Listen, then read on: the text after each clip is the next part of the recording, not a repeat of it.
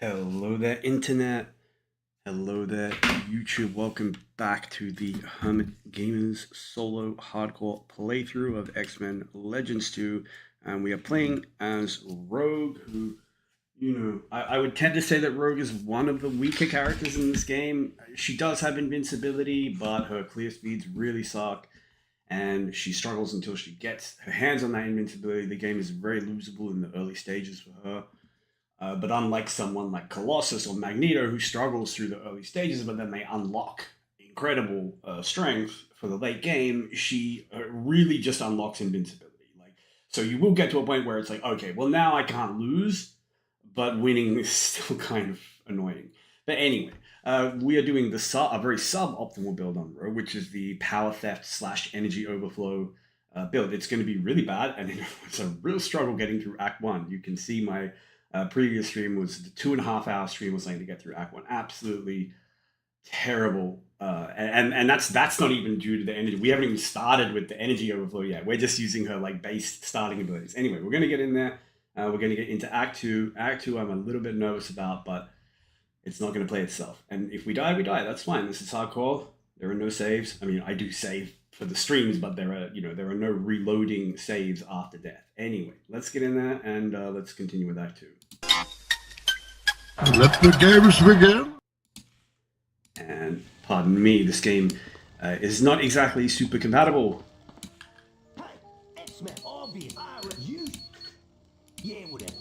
So step one is this. I think this is actually an optional, like a side objective here.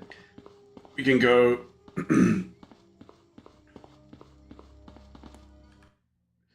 take on a little side boss, which this area. So there's areas here in this act that are just super dangerous because you have boss mobs that can just drop from the roof in these caves, and if they have burst, if they have damage boost auras or something like that, they can just kill you.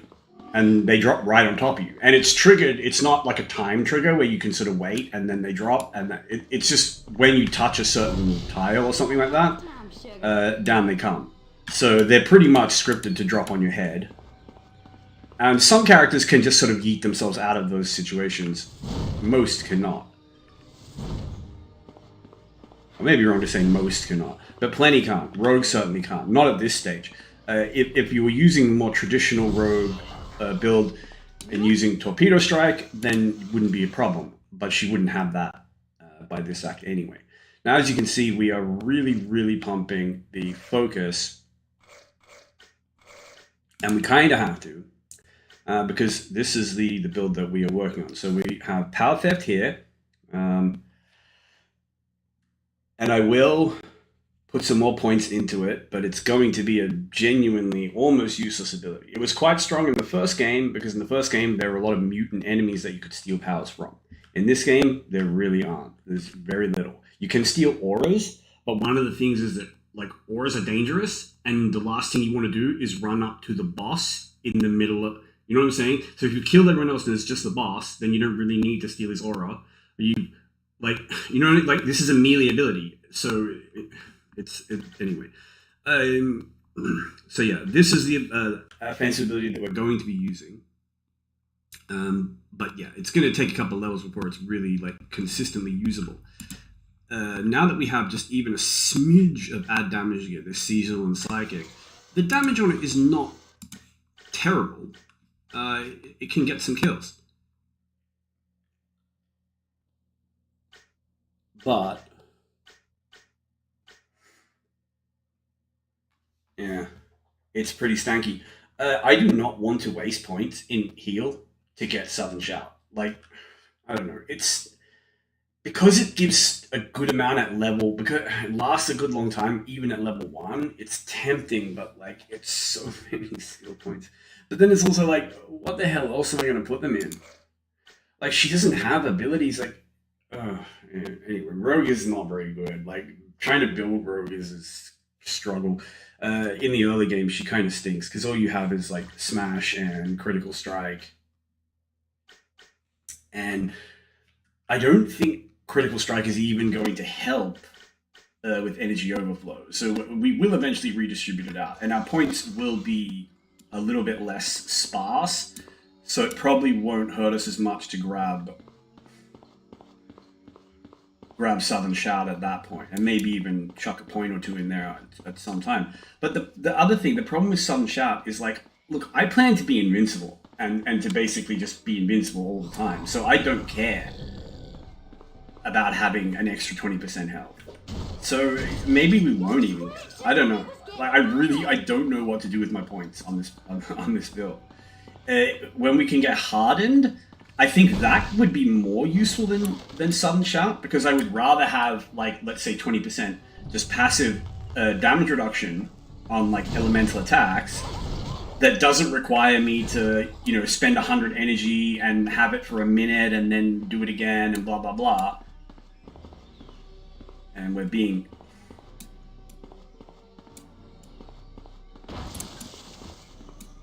very, very cautious as we come in. Perhaps over-cautious, but...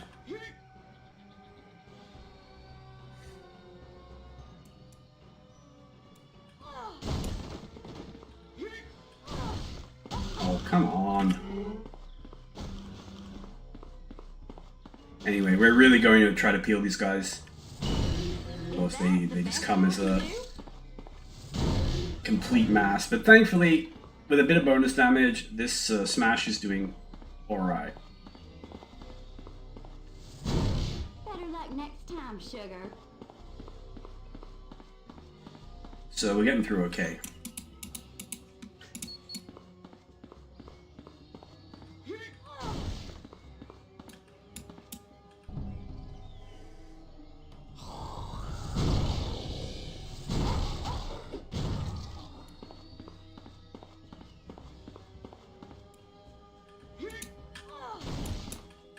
But yeah, anyway, we'll see. Early game, as is often the case, you have a kind of... Oh. That's exactly what I was talking about when I say, like, things that can just kill you. Luckily, I had farmed an Extreme token by that point, and Rogue's Extreme is a pretty good panic button, and there is also some argument for even just leaving it at level 1. Because it's just like, you smack everything on the screen and keep them stunned for 5 seconds, and you can just kind of go around and kill them all. But obviously, it's better to put points into it. But like, if you were doing some kind of weird build, you know, and it still has use at level 1, is basically what I'm saying, because it's a 5-second stun. It also turns off towers.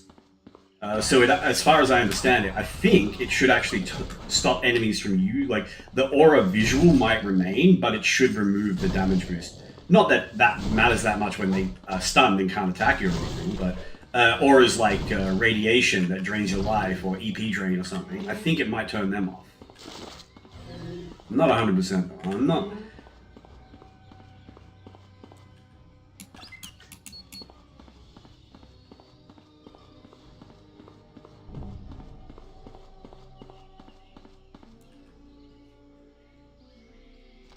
Not that well versed. You fool!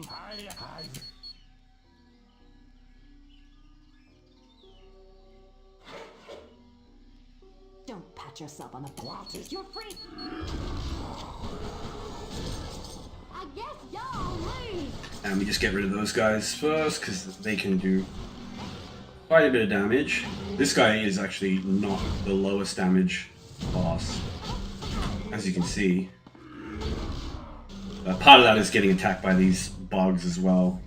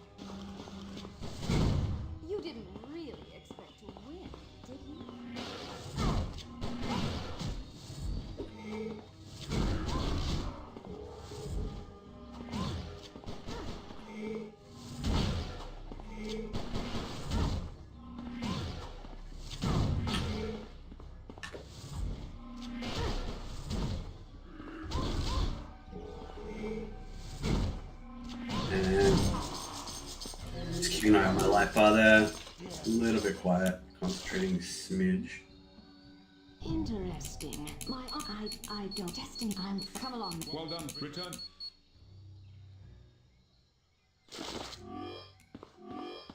And that's that. Our first quest done. Not too bad. Would have liked to have used less health potions than that, but let's be real. You have to go into melee range. Looks like you're gonna get to see some as soon as they're if you want apocalypse. Don't worry. And that guy is just really good at chipping you down. He has that beam that's very hard to I dodge. suppose you can. I'm a word of the Hello, my friend. Come to boast about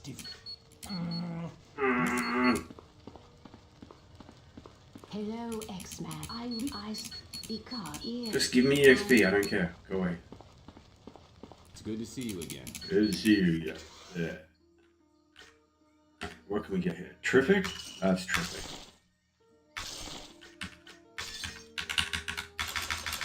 Any questions? Very nice. Very nice. Very nice. The math. And incredible. We will probably want that, but we'll see. We shall see. 20,000. I can't. That's literally all the money I have. We will get it though. We'll get it a little bit into this act. Also, it's not worth getting a level in advance when you're already halfway to another level. Because that EXP doesn't carry over. So you're essentially buying half a level. If you're going to buy a level, you always want to have just gotten one.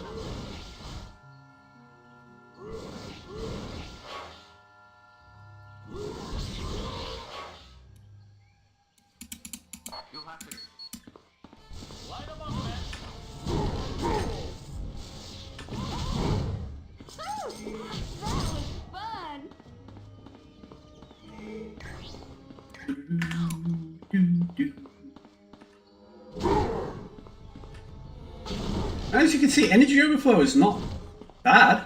The damage is not bad when you got some gear, and if you actually pump focus, it's pretty usable, at least in this act.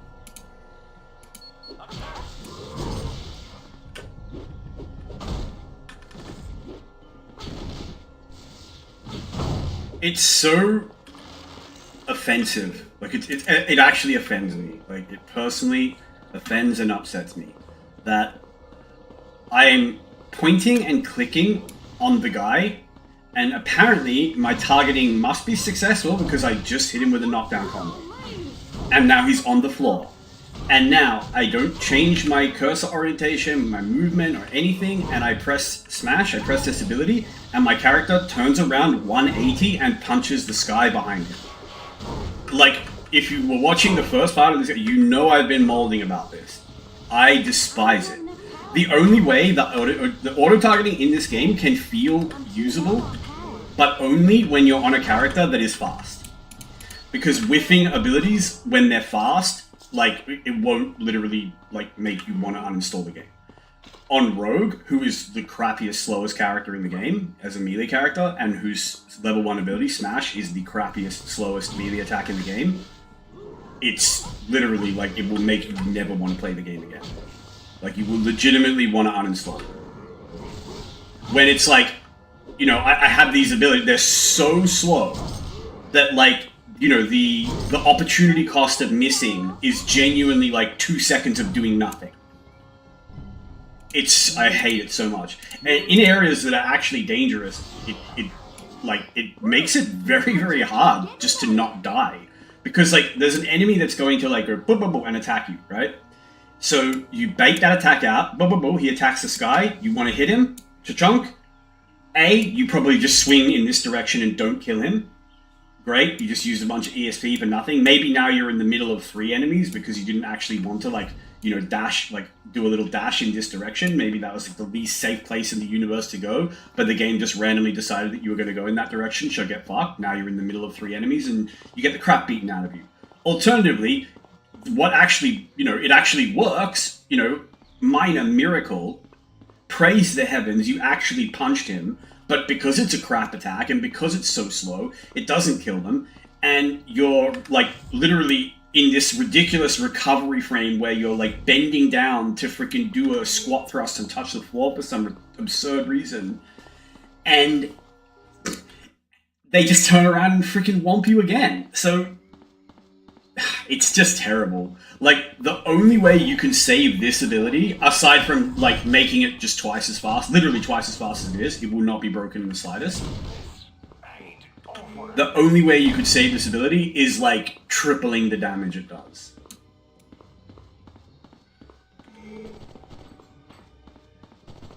But also, so Colossus has a really terrible level 1 ability like this, his Iron Fist. It may even be a smidge worse. It's, I don't know, the hitbox doesn't sort of push directly forward, there's a kind of weird hook to it. Which, look, they both suck, basically. They both, you can stand right next to something, be like facing it directly, press your melee button, use your melee attack, and sometimes you will just whiff straight past them, like they're here and you just somehow whiff straight past them. But also, just because auto-target in this game sucks, and you will just whiff a bunch of shots because your character will just shoot the sky, or shoot a rock, or shoot the air behind you, or whatever, because the auto-targeting decides that that's what you need to do. So that will happen a lot. And that just naturally, massively punishes anything, any slow ability, like far more so than it punishes fast abilities. So, yeah, it's just terrible. The whole situation, it's a fucking stitch up. But the reason why Colossus gets away with it is because, one, early game, he has an ability called Steel Skin, which essentially allows you to turn EP into health against physical attacks. And then you don't even worry about this stupid punch that he has. Like, you just go in and you just use your normal auto attacks and just brawl it out. And it's like, yeah, you're going to get hit, you're going to get beaten up a bit, but you have Steel Skin to absorb the damage. So that's how you can get through a lot of fights with Colossus. But also, Colossus only has to suffer until, I think it's like level 7, where he unlocks his second ability, which is like an uppercut, which damage-wise, it's a teensy bit better than the first one, but the main thing is it just isn't terrible. It's relatively quick, it's relatively brisk. It doesn't have some agonizingly slow like recovery frames. It's going to get you smacked to crap every time you try to use it and don't one-shot something. And it hits. If you look at something, it hits them. It's such a blessing from the heavens. Like, when you actually get it as Colossus, suddenly it's just like, oh my god, the game is like playable. As Rogue, you get nothing. You get the ability I just showed you, Energy Overflow, which most Rogue, like, you can't use it on a normal Rogue build because you don't have enough focus, and you're not using the kind of damage gear that's going to make it do good damage, and blah blah blah blah blah. Yeah, so these guys don't even have powers to steal. They're just blokes running around with guns. I guess the stun is kind of handy.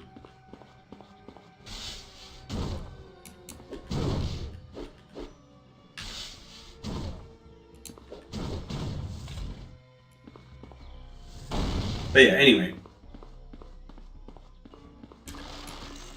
Rogue doesn't get a good attack skill until like level 28, I think. It's like it's very, like, you're halfway through, like you're more than halfway through the game by the time Rogue. Oh no, level 21. Okay, all right, it's not as bad. You get level 21 in this act, I think. I'm being a little bit overly dramatic, but still having to wait till level 21 to get what I would call a usable attack skill is pretty repulsive.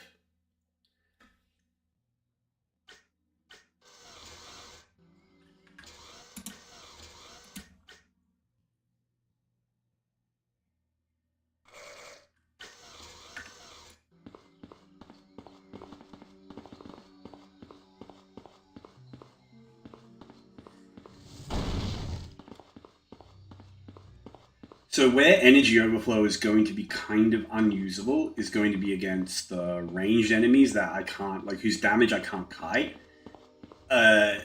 Because it doesn't have any kind of CC or stun or anything. So if there's like 3 enemies shooting at me and I just have to like use energy overflow twice on them to kill them, the damage they will do to me because of how slow this is, like look how slow this is. Like if you have to use this like 3 times, it's crazy how much they're going to beat you up in that time.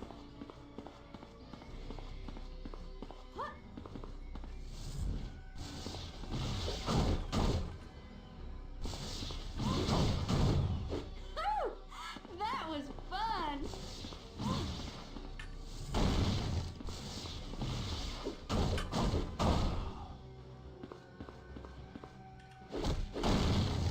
And yes, I'm trying to save EP because I don't really want to go back to town. And on the other hand, that is super scary. Let's kite him away.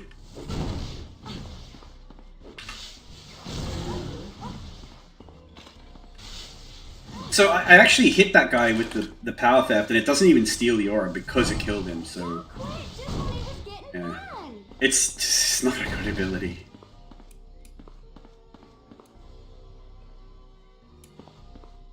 Let me just ignore them. Actually, you know what?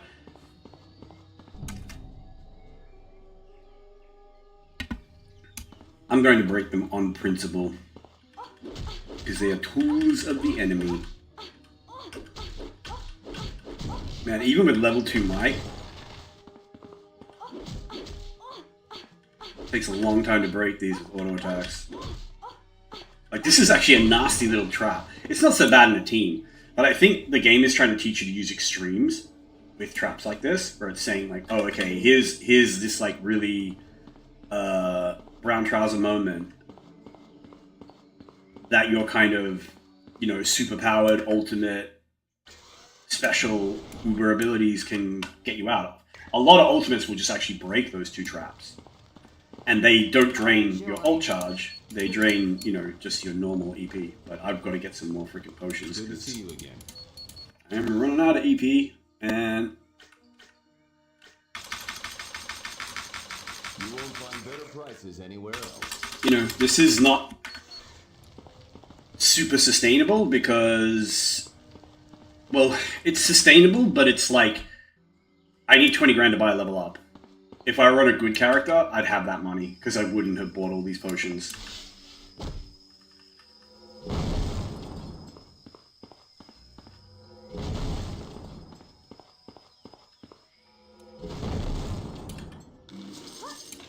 But it's fine, this is supposed to be a challenge run.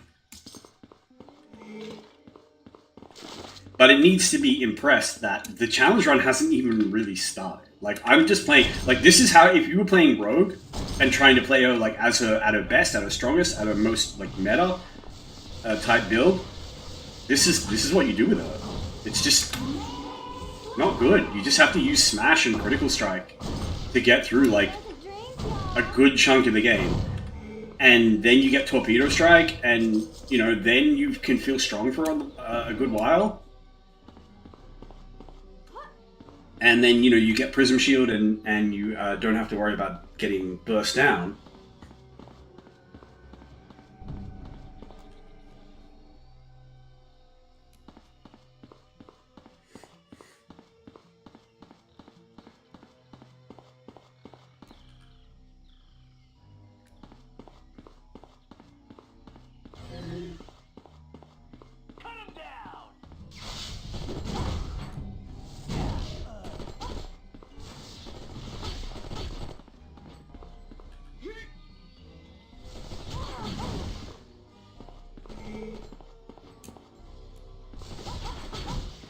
can never tell like what blocks this. Like this map sucks to have all these ranged enemies on because it's so open.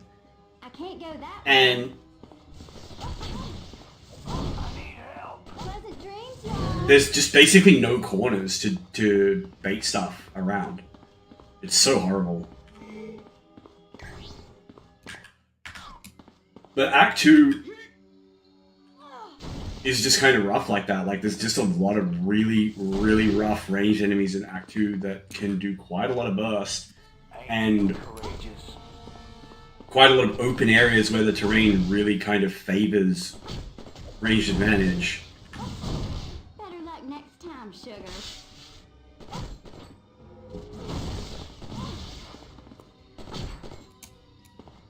Situation's getting bad.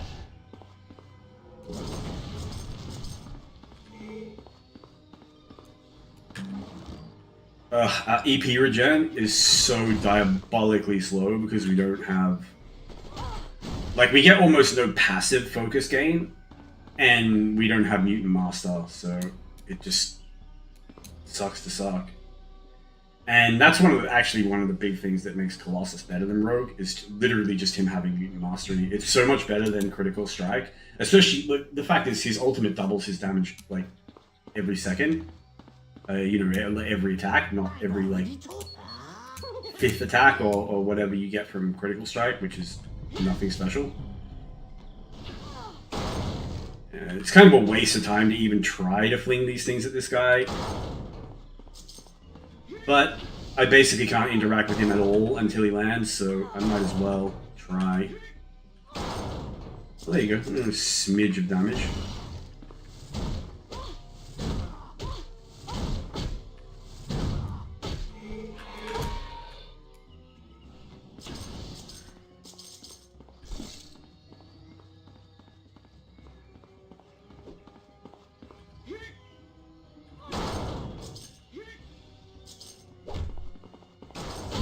Why did I automatic?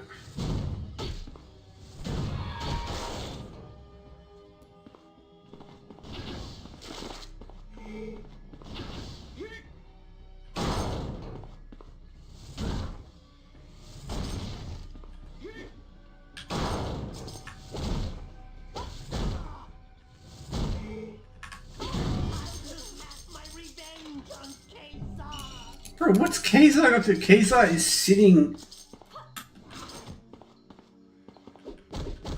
in the freaking camp with his hands folded in his lap. He ain't doing shit. We're the one who just whooped your ass. What a jerk.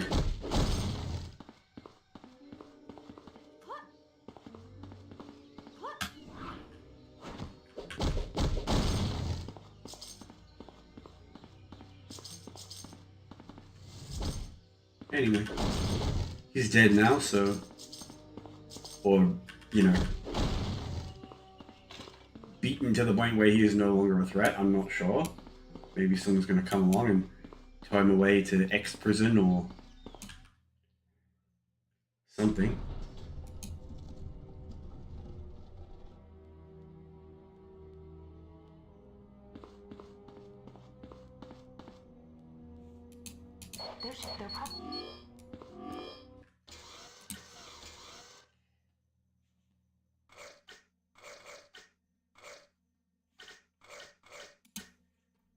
And another level. Very nice. We can get another point in Smash, or...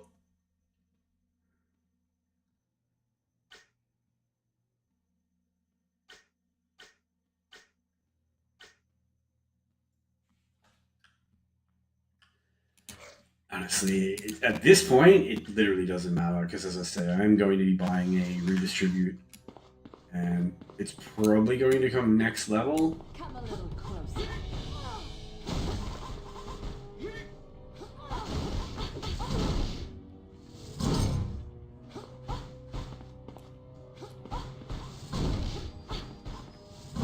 Impossible. Pleasant dreams, y'all.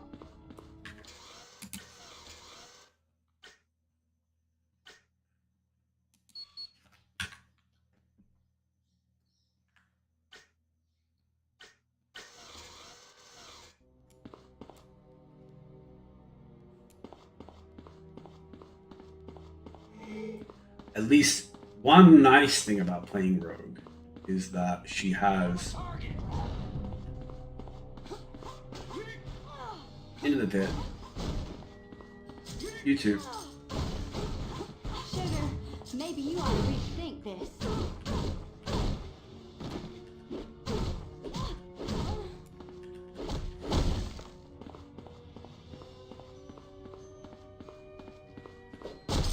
But yes, you do have access to both flight and max level might, which is nice.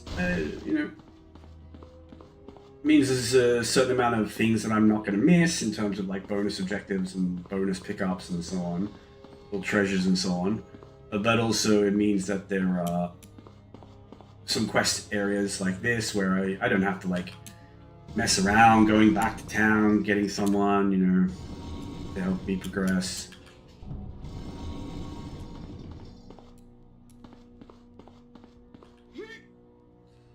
And one of the problems with throwing is like it'll get exploded against the doorway, so you can't really throw. If enemies are on the other side of a doorway, you can't really throw stuff at them, which I hate. It reminds me of, well, it doesn't remind me of, but actually, it works frustratingly similarly to the way like a Magneto ult works in Marvel Rivals, where it's like, oh, okay, there's a roof. I just can't shoot anything. Apparently, my ult is just like magnetically attracted to like the tops of doorways and roofs, and will just explode on them instantly if they exist on the tile set, like anywhere within like 50 meters of the thing I want to throw my ult at. It's just like be on the other side of a, I don't know how to, like, if the roof above you is lower than the roof above the Magneto, you're probably very, very safe from his ult, as long as you just keep walking backwards.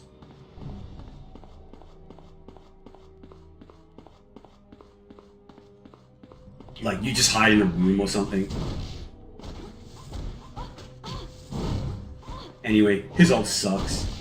I know it has a reputation among the player base. It has a reputation because it can do great things if the person using it is like, if they're like skilled and if they have like good ping and good reaction time and everything else.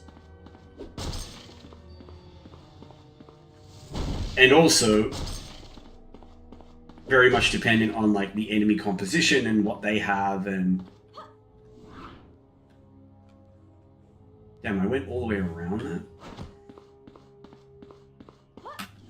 But yeah, it's very, way, in fact, my opinion, way too easy for his ult to do nothing. But that's just tank ults, man. They just suck.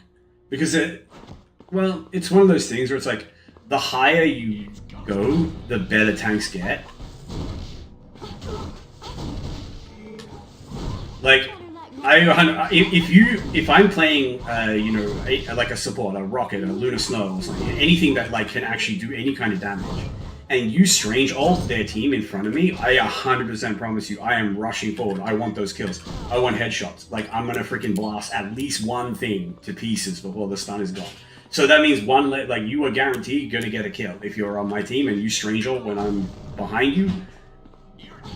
If I can physically like see and shoot at the things that you just ulted, like your ult is going to get. I'm gonna make sure your ult gets some value. I'm that kind of like, you know. If you have those kind of teammates with you as tank, like tank is wonderful to play. Pleasant dreams, y'all. And kind of like low-key carrying role, because you make huge opportunities for your team. But if you're playing like in a literal like bronze or silver lobby, then you're just a big DPS, and your only job is to just walk on the enemy supports and try to kill one. And then try to kill supports with your ult, or like stun both supports with your ult if you're strange. It's basically not even worth ulting if you can't hit both supports. It might even be better off to just say like, oh, okay, well maybe they have a Penny or they have a Star-Lord or something, and I'll just save my ult to like cancel theirs. Because the odds that both of their supports are going to be holding hands, accessible based on like your movement, approachable based on the map, that you can bait out whatever stuns they have before doing it. Like, the amount of brain power, like the amount you need to think on tank to just get value out of shit is so stupid. The amount of shit you need to take into account. Whereas it's like, and what does my head in is like, you have someone say like, you know, oh, Psylocke is so bad now, they just nerfed her ultimate, how dare they? And it's like, one, her ultimate is like so strong. Like, you can push until you're literally on 1 HP. And potentially get a kill just off that, and then use your ultimate to get another, almost guaranteed. Unless they support ult, even then it can fucking kill through some support ults. Like, it can kill through Invis if she's the only one standing in it, if she doesn't get healed by her other support. Like, but the, you know, the main thing is just like, okay, just isolate your fight a little bit with her. But even if all your ult does is force their support to ult, that's still huge. Especially, like I say, considering the value it gives you in terms of like engagement options. It's like, when you have ult, that's when you push their back line. Like, that's when you really go for the big solo flank play, because you have a button that effectively makes you invincible. So you push until you're on like 1 hit point, playing crazy risky, trying to force that fucking kill in the back line, and then as soon as you realize it's not going to happen, as soon as you realize too much shit is looking at you, as soon as you see your health going down way too much, you press Q, you probably force a support ult.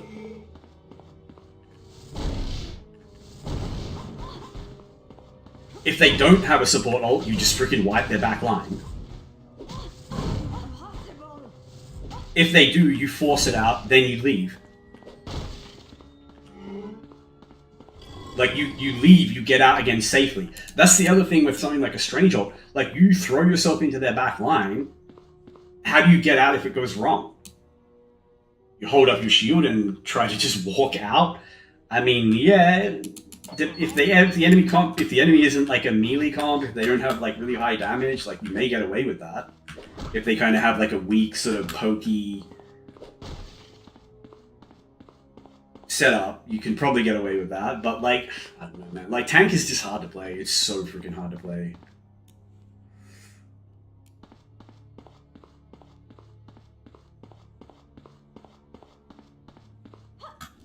And it's wild to me that anyone in Rivals can complain, ever. Anyone. I don't care who you are.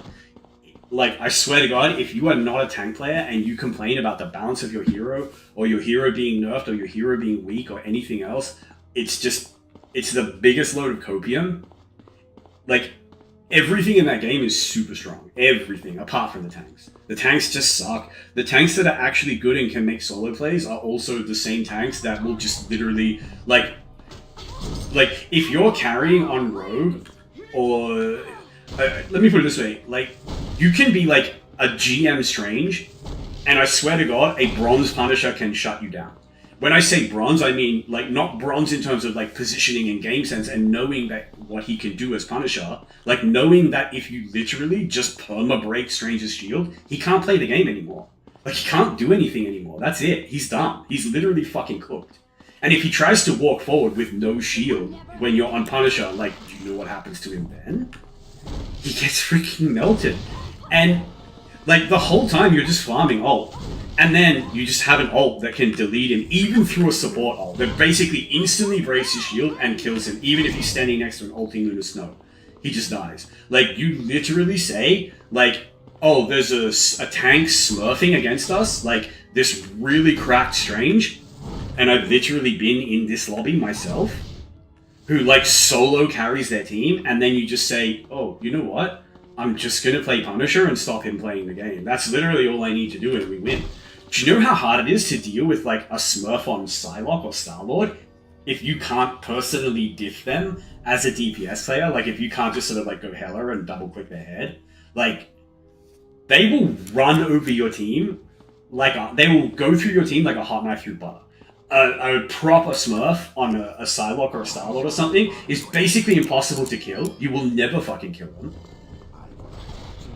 If you are chasing them, you're almost certainly being baited into a 1v1 that you will lose. Your team will not have awareness because they're smurfing, because you're in metal ranks. No support is going to think, oh, okay, I better go pocket my Strange so they can just run this smurf Psylocke down, murder her in a corner, and then we just go on and win the match. No, that's not going to happen. Like, you are dealing with this on your own. And you're dealing with a character who's like one of the best at winning 1v1s and one of the best at just like moving around the map to avoid fights they can't win.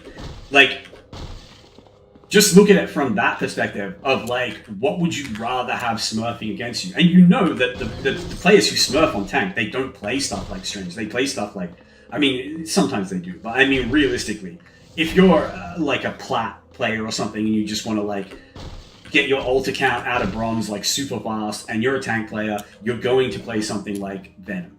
Because he headshots. It's like, he headshots. Like, you know, he like really records having super fine mechanics.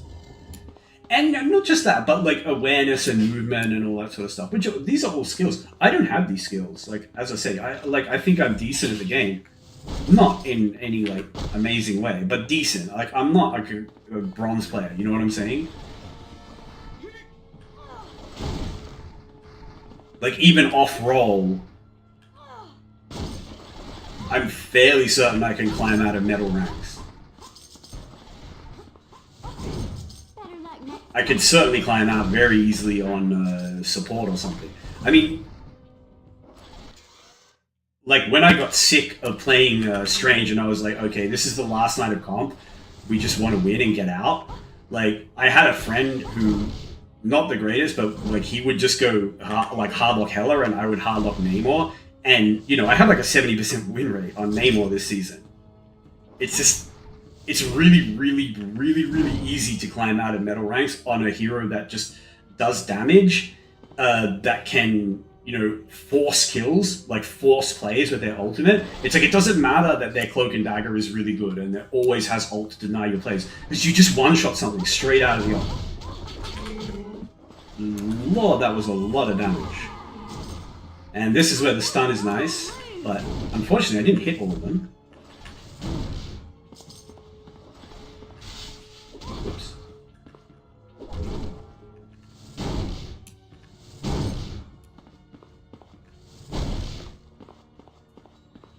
And I'm already running out of energy again. This is so diabolical. I've basically put nothing but focus.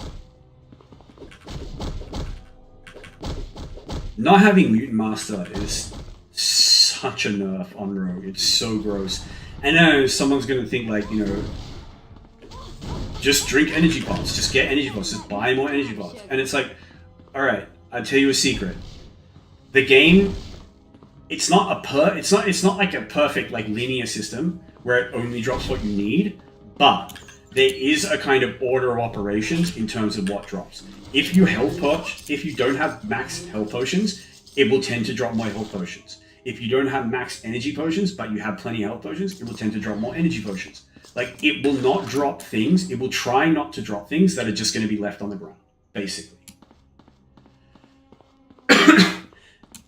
And because this is kind of like the order of priority, is like, this is the highest priority if you don't have it. This is the second highest priority if you don't have it. And this is the last priority. Only if you have lots of these and don't have these will you start to get these. So if your energy economy sucks, you will not get extreme. Like, you are not going to have as many extremes. Your extreme economy will also suck. That's just, unfortunately, the way the game works. Like, power is kind of self-reinforcing. The more damage you do, the less you have to use your abilities. The less energy you use,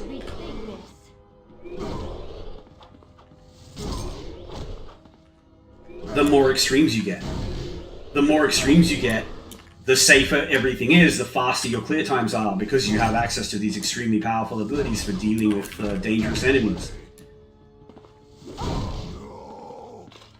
So because you're using extremes, and because the extremes are so powerful, you don't use as much. Like, if you're using something like a Colossus, for example, where he has an extreme that legitimately makes him invincible and doubles his damage. Well, okay, now you barely have to use any. You don't have to use much energy to kill enemies because you're doing double damage. So you're using half as many attacks. So you're using half the energy. You're taking literally 0 damage. So you should never use health packs at all. So you basically use a small amount of EP pots for the average kind of encounter, and that's it.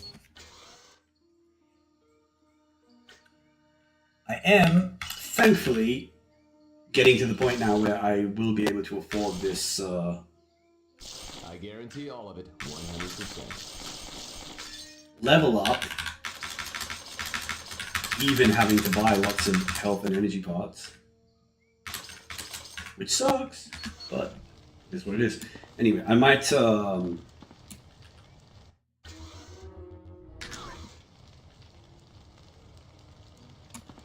I could use that to just quickly get this level up and then buy the level up, but I'll do a danger mission just because it's at least you guys get anyone watching gets to see some gameplay rather than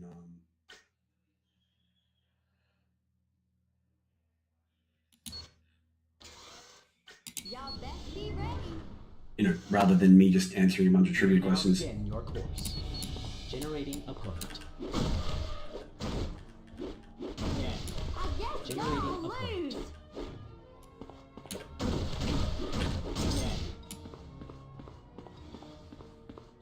Generating opponent. Nicely done. So, especially the longer combos like knockback and stun, Rogue and Colossus can actually like fail like this mission. I don't mean fail it completely, but fail to get all the bonus objectives just because the combo they do it takes so freaking long. And then if like you just get bad spawns, like having to go between these the front room and the back room a lot, then yeah, you can fail to get it in the best time it demands. Which is crazy. You have completed all course objectives. That's just how slow those characters are. Oh, we got a normal white belt. But we got 1,000 experience. Should be enough. We shall see. Not quite. That's alright. We got plenty of danger missions. We got plenty more that we can do. We get all those little stat perks and everything else. It's like, this character is going to be so weak, I want everything I can The get. training course has loaded. You may commence. Generating opponent.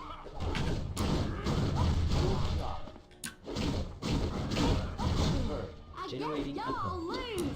lose. It's funny how, like, every combo in this game starts with light attack except for stun.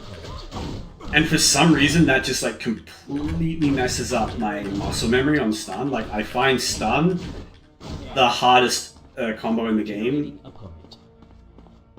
Not, it's not like I can't do it, but it's one of those things where it's like, to, like, seamlessly go between different types of combos I'm liking this.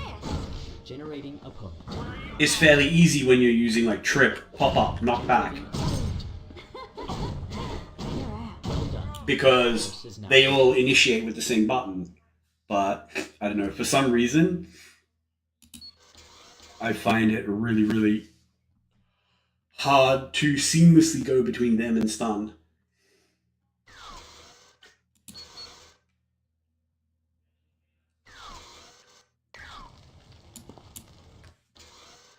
But there's our level, now I can buy a level, and then that will actually give me a nice little power spike because it allows me to Good to whip see you again.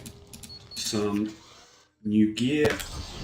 And it may be time for the redistribute. I don't know. Probably not, to be completely honest.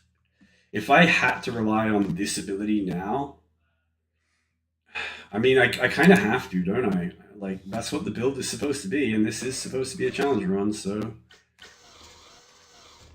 I don't know. Hopefully I'm too broke to buy the redistribute. I have just enough. Okay, let's get it. Alright, let's do this. Now my energy overflow rogue. And now life is going to suck. And I'll put an extra point in that. At least we have reflective aura now. That's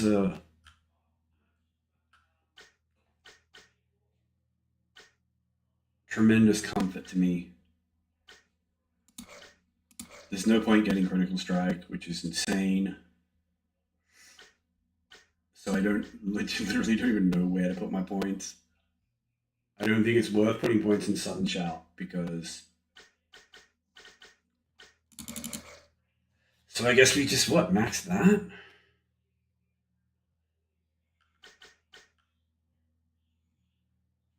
Like, this is a terrible ability as far as I can tell.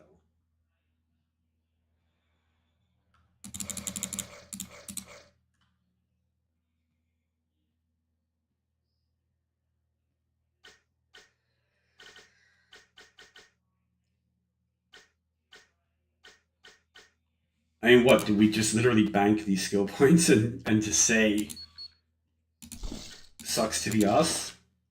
This is as good as it gets? I don't know.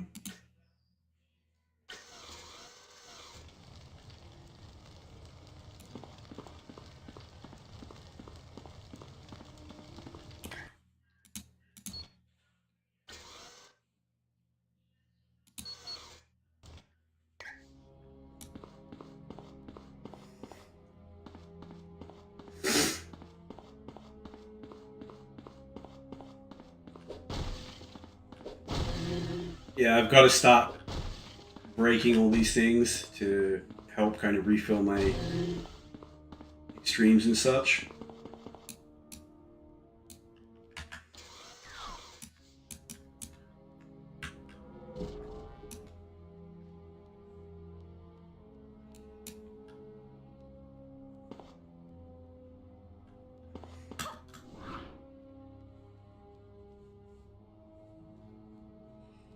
And nice to be able to just fly across here and not need help. We are a strong, independent rogue.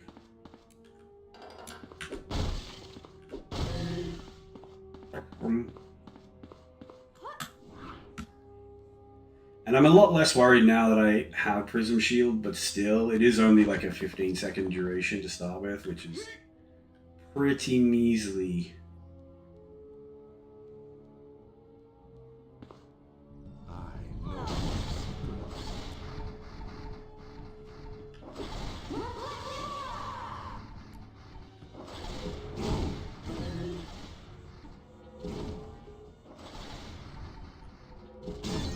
Y'all quit just when it was getting fun. Like, it's so frustrating that this ability is so slow that, like, even though it's a ranged ability, they actually kite out of range of it.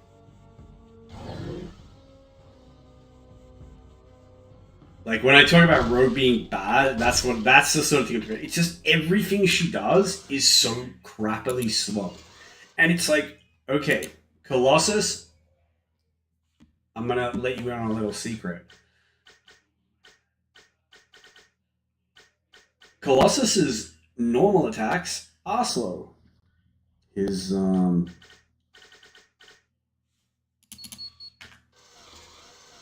Massive Strike and Iron Fist and uppercuts a little bit more brisk, but like Massive Strike does a lot of damage.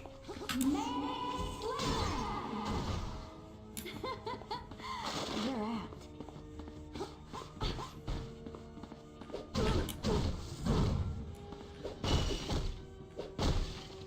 And it doesn't need to be fast because it already does a lot of damage, and then it has that damage doubled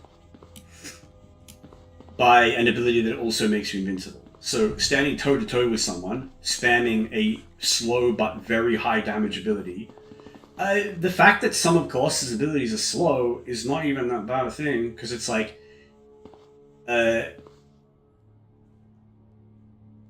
it's one of those things where it's like, well, do you want it done fast or do you want it done right? Like, yeah, it's slow, but it hits hard enough to justify the speed. And then because it's slow, you're not like, it gives you time for your EP to regen. And because Colossus has Mutant Master, like, he actually does get some like meaningful EP regen. Him being slow is acceptable because he does double his base damage and is functionally invincible like all the time after you unlock Unbreakable. And Unbreakable, unlike Prism Shield, does not take 8 trillion skill points to max. It's like a really cheap ability to max. It also, I think at base, it just has a longer duration. I could be wrong with that, but I don't think I am. Shall we?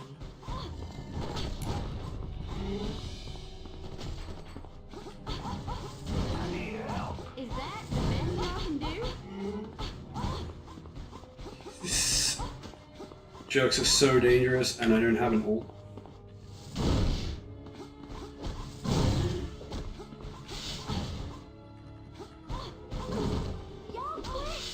See if I can actually steal abilities off them. Nope. Nothing.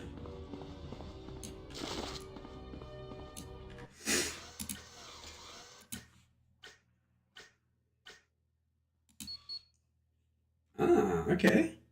20 energy damage, 14 mental damage. That's exactly the sort of thing that we need. 19 mental damage. I will take it. That's really nice.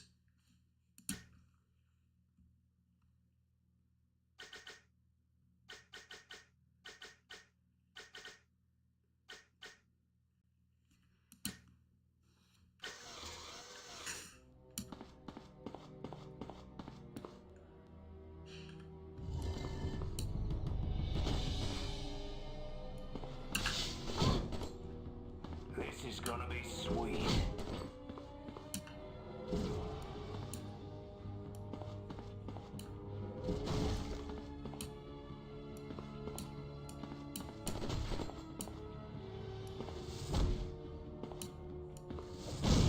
Y'all quit just when it was getting fun. But yeah, we gotta take this nice and slow.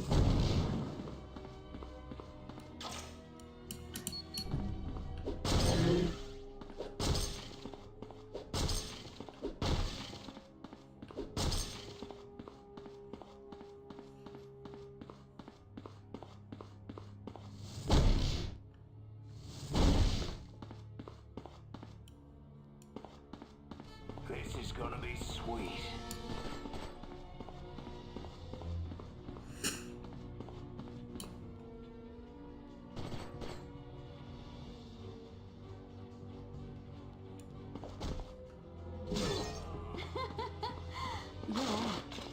Okay.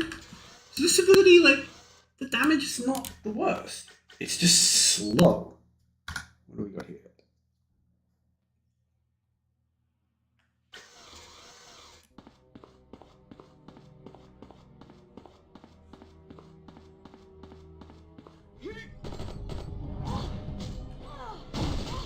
Yeah, this is an example of one of those areas that just like really favors enemies with range advantage.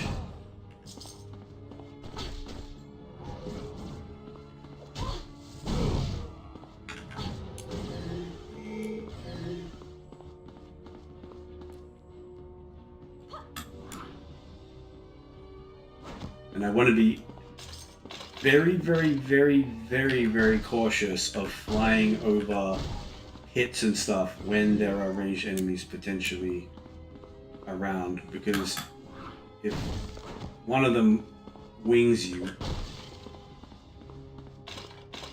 you're done, bud. You're done.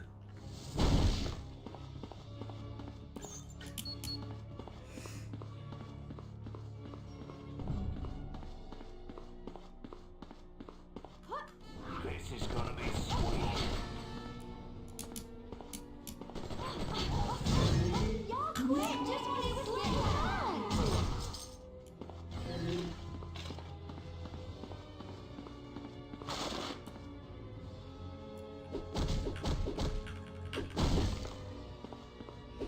So right now, Manic Slam is definitely the better panic button than Prism Shield. Prism Shield is probably going to be better in the boss fight, like boss fights. But Manic Slam, definitely better if you just come up against a scary mob that just needs to die before they can kill you. Just get them all stunned for like 5-6 seconds, do some big bursts to them. Like, Prism Shield can win the fight for you too, but like, I don't know, I feel like the value proposition of something like Prism Shield is the idea that you're getting to carry it from one fight, like, you know, you're getting to carry it through a couple of fights. So only when the duration gets up a little bit does it start to feel like it's good value.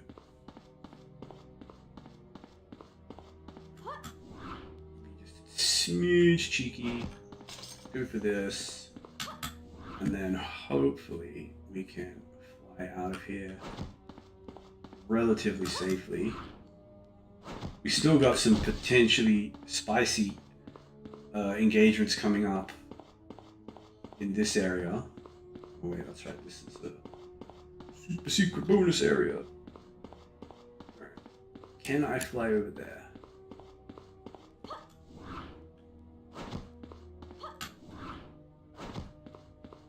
That's enough. I can work with that. Get back.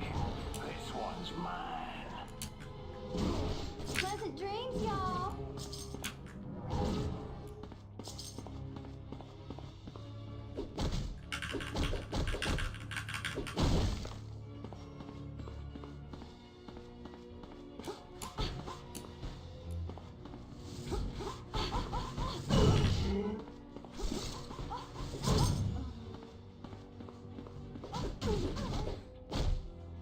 Don't kite. Frick. I don't know if any kind of goodies can fall out of these. Yeah, that's right.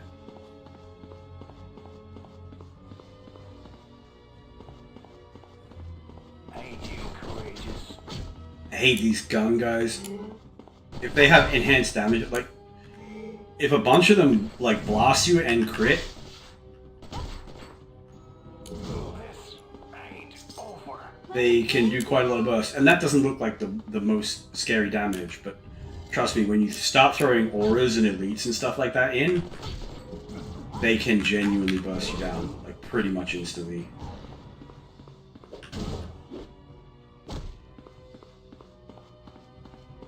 Like I could, apart from just the normal enhanced damage aura, I couldn't even tell you exactly what the auras in this game do. I know one of them makes stuff really fast, and that's super dangerous. I know there's the enhanced damage one, which is super dangerous. And I know there's some things like elemental enhance and stuff like that, and I don't really know if they like buff the damage or whatever. It doesn't matter. I see aura and I immediately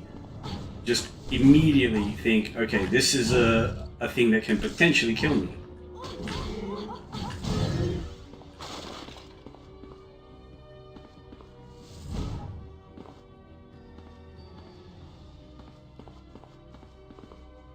And I think there'll be a mob down here. Let the games begin.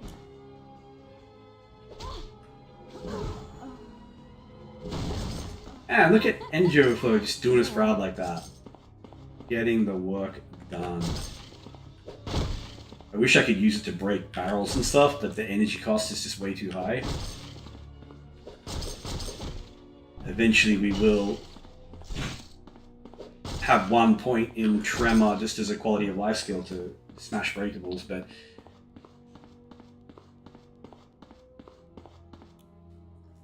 it's going to be end game before we get any use out of that, because when you unlock it at level 28, the base EP cost is, it's kind of scaled for your level.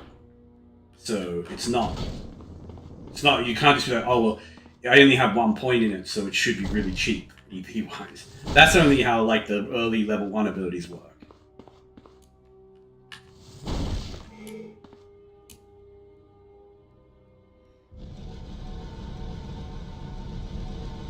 And look at that, because we have been good and we've done our due diligence. Now that's scary as hell. And they can break those walls, so you think you have cover, and then suddenly the wall breaks.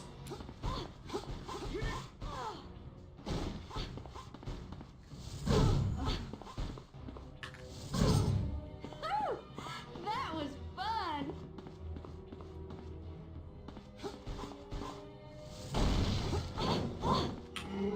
See how much damage just that one enemy did? If there's like 4 of them in that aura, and then bearing in mind that enemies, when they do good damage, they inflict a lot of hit stun in this game, which is like, it's not like hard CC, but it's like these tiny little, I don't know how, like, it's like a quarter-second tick of CC where it's just like, I'm like pressing my buttons and nothing is happening for just like the. Okay. That's potentially better.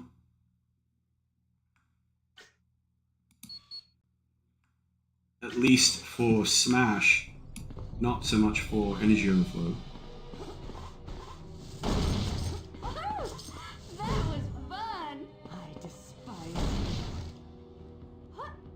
Wow, what the heck did we do?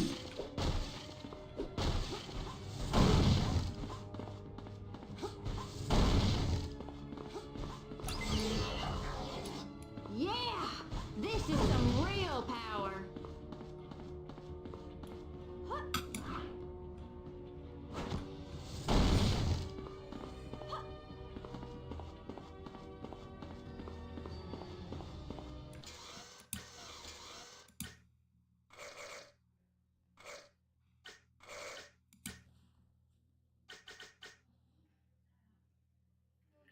The crazy thing is, I could put 1 point in Torpedo Strike now, and it's just automatically the best thing we have, even though we're not, like,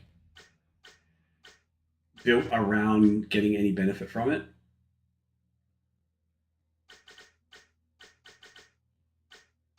But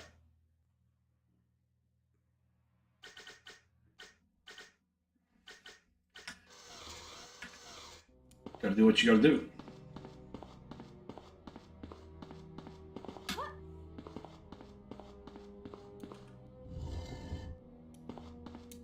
Alright, if ever an area calls for invincibility. Oh my god. Pleasant dreams, y'all. But yeah, the damage on that is nice enough. I can't complain about it.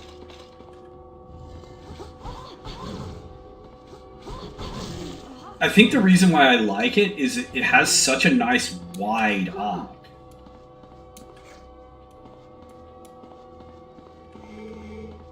Shall we?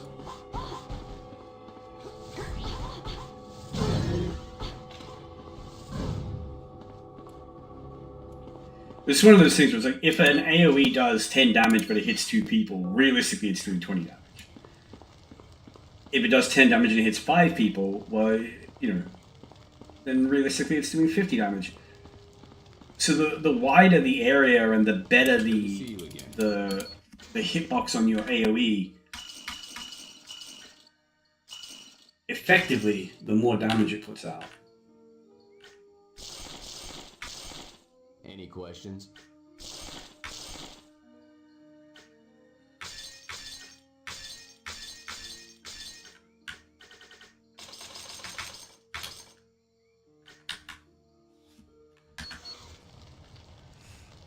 I do have plenty of extreme tokens and everything. I could go do the bonus area, but we'll be fine. Let me grab that gear, please. There's another piece I left back here. And Act 2 is a quick act because I skipped the Elemental Temple.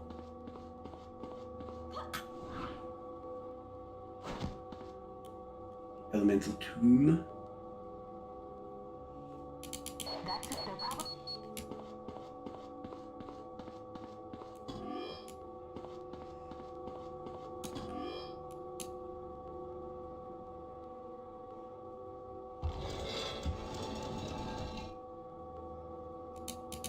You got.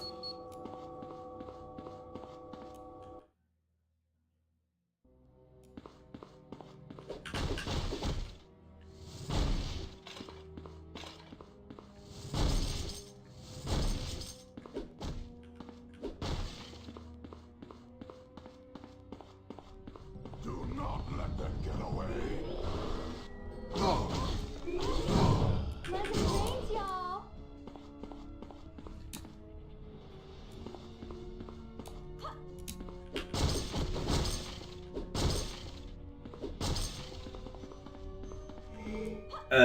The Mikhail boss fight is always a little bit dicey as a solo, because in the first phase of the boss fight, he clones himself a bunch, and he has this beam that hard CCs you, and if, like, you know, 3 or 4 clones are just blasting you with that, you can legitimately be hard CC'd to death. Like, you will never get up off the floor. Every time your character model starts getting up, it just gets smashed back down again by another clone. But he can put out like 6 or 7 clones, so it can be super dangerous if you can't kill them quickly, or if you can't get away from them and try to position to, like, draw them into a choke or something.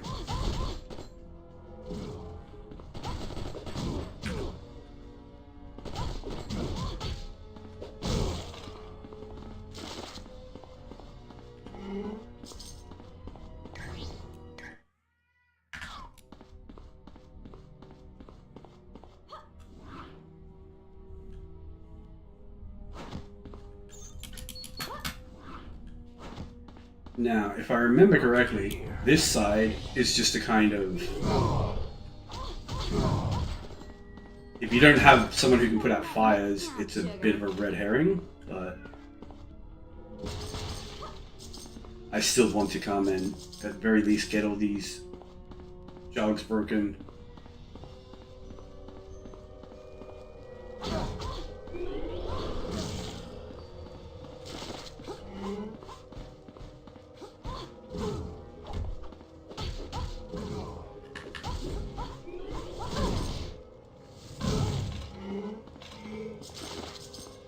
So what you need to do is Iceman or Toad, put that fire out, the column will lower, there's a tech station.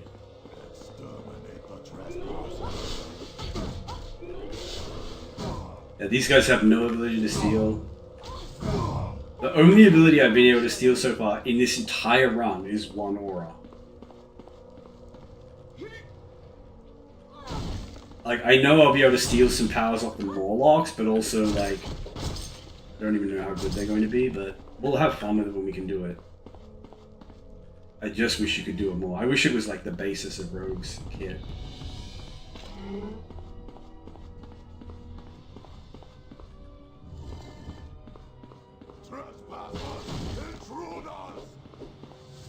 But yeah, as I was saying about Colossus, so like, yeah, Massive Strike is slow, but you know what isn't actually slow? Siberian Express. Siberian Express is instant.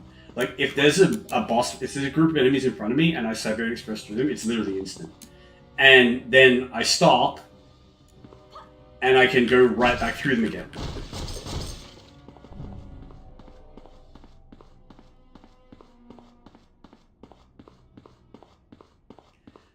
It basically doesn't have startup frames. You just immediately start, you instantly start running. If enemies are physically in your way, they get damaged. If they're not immune to it, they get knocked down, they get smashed out of the way, and blah, blah, blah, blah. So it's like instantly applied, hard CC, big damage. Searching for beast. Searching for beast. Come, little ones. Come to your destruction.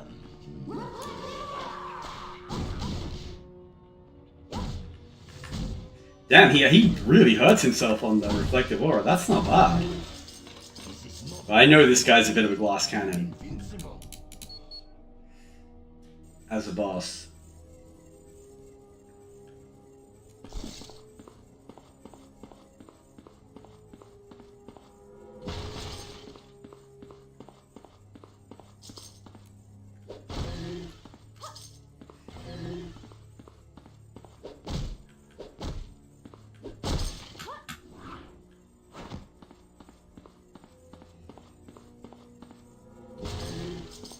The main thing here is I just want to make sure I have two extremes going into the Mikhail boss fight. I think there's a weapon cache around somewhere as well. You know, we might as well get all the credits, all the loots that we can.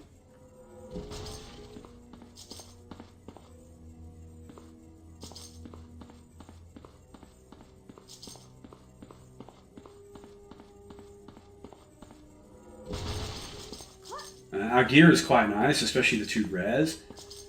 But it's very upgradable still. Actually, is it 2 rares? Yeah, it is 2 rares, isn't it? No, it's 1. Okay, my bad. But we do have another rare that we could use. Don't we, or something? No? Okay, alright, whatever. Anyway, we do have a dual stat rare, which is really cool. Oh, that's right. So it's another option on that slot. But yeah, this gear is still very upgradable. Like this, I would prefer to have good elemental damage, but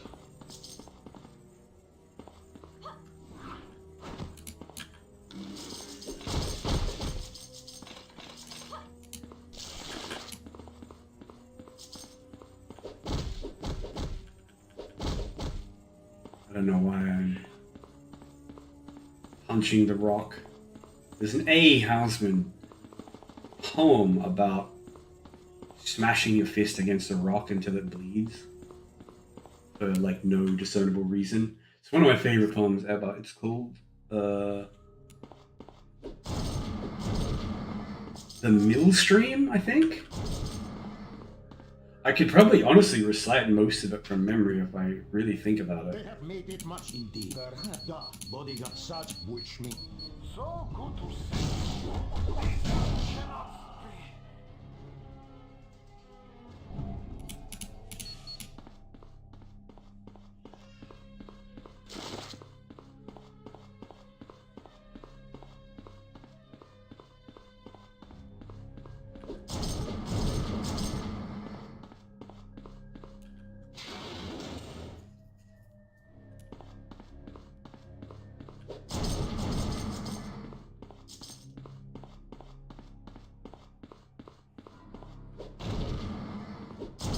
I really like Aeosm, by the way. He has a kind of vicious cynicism about him. Apparently he was a jerk. I don't know. He was obviously highly intelligent. A lot of highly intelligent people have very little tolerance for... We just need to get out of here, even if it means I have to fly and get knocked down, that's fine. Okay. Now we can start chipping them down, hopefully like isolate some fights.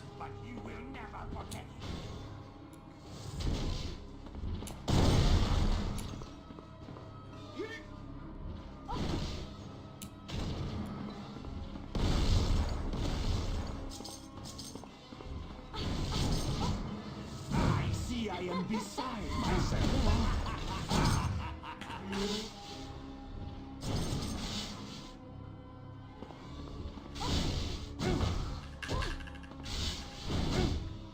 Like, this guy is literally a mutant and I can't steal an ability from him. That's how shit Rogue is in this game.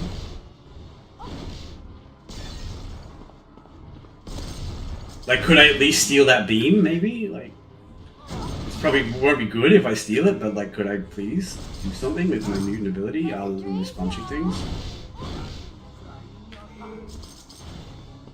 But yeah, the truth of it is, this game was kind of made on a bit of a shoestring compared to the first one. The first one has a way more involved... the first one is less sandboxy, I guess. Oh my god.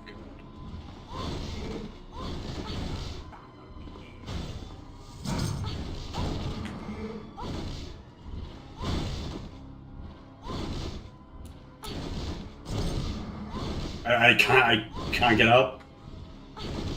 This literally might be it. I can't even stand up long enough to cast Reflective Aura.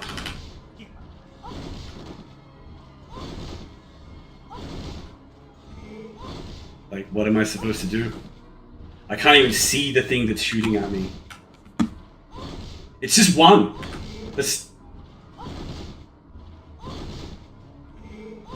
Like, what?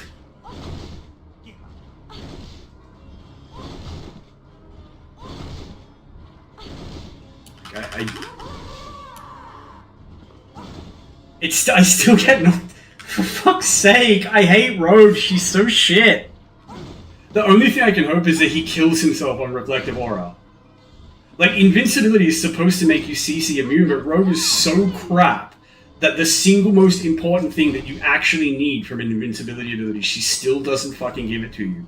She takes 3 times as many skill points to actually have the same invincibility as Colossus. And her invincibility sucks, and it doesn't double her damage. And it's just like, who? I don't know. Like, we straight up almost died there. I have 7 health potions left. If there had been 2 of them shooting me there, I probably would have died. If there had been 3, I almost certainly would have died. I'm still not done. Like, I can still just be chain CC'd for like a minute by these 2 guys. And I understand, it's like, yes, the game is not meant to be played like this. Like, you're supposed to have 4 people, so, you know, having one person just getting bullied in the corner shouldn't... Like, the frustration that it causes, it's very frustrating, but I kind of have to keep reminding myself that, like, well, look, this is the challenge that I'm imposing on myself. You know, because I chose to play the game like this.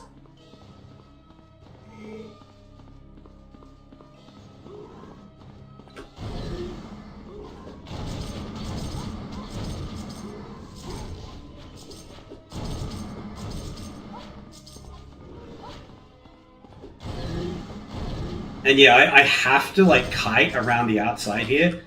Like, normally I joke about how I like to loot these barrels and stuff, because this area is kind of like a special stage that just teleports you here magically and then magically teleports you away and you never come back. So all the breakables here can, like, never be accessed again.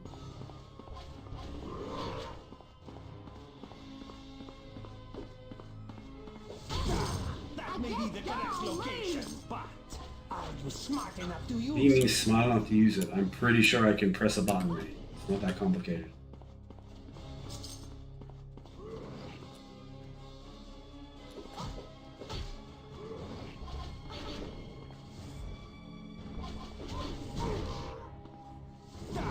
That may be the correct location, but are you smart enough to use it?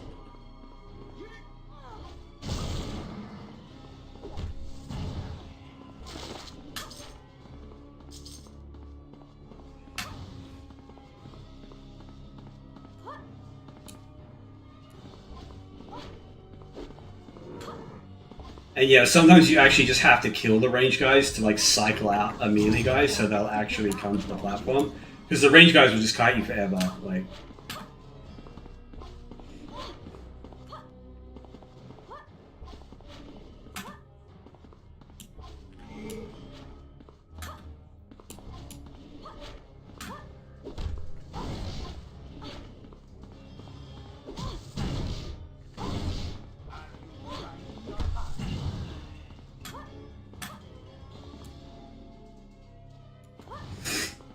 There we go.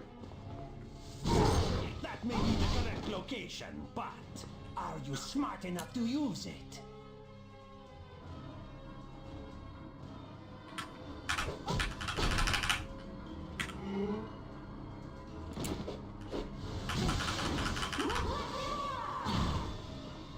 I like you better over there.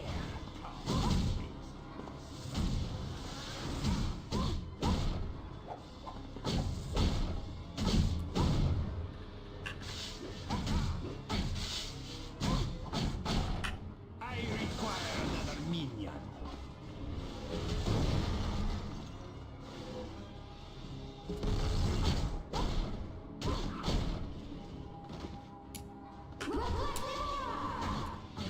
Perhaps you would like another challenge. Oh my god. Literally floating on my head. Hard CC'd. Can't move, can't do anything. The slowest character in the game, slowed even more. And then for some reason, I do a 180, like on the one chance I have to actually put some damage in and use an ability. Did you see my character do a literal 180 flick and shoot in the opposite fucking direction? Like, excuse my language, but like I said, this is stuff that, like, legitimately will make you want to uninstall this game. We could very much die, even though he's like one shot. Another challenge.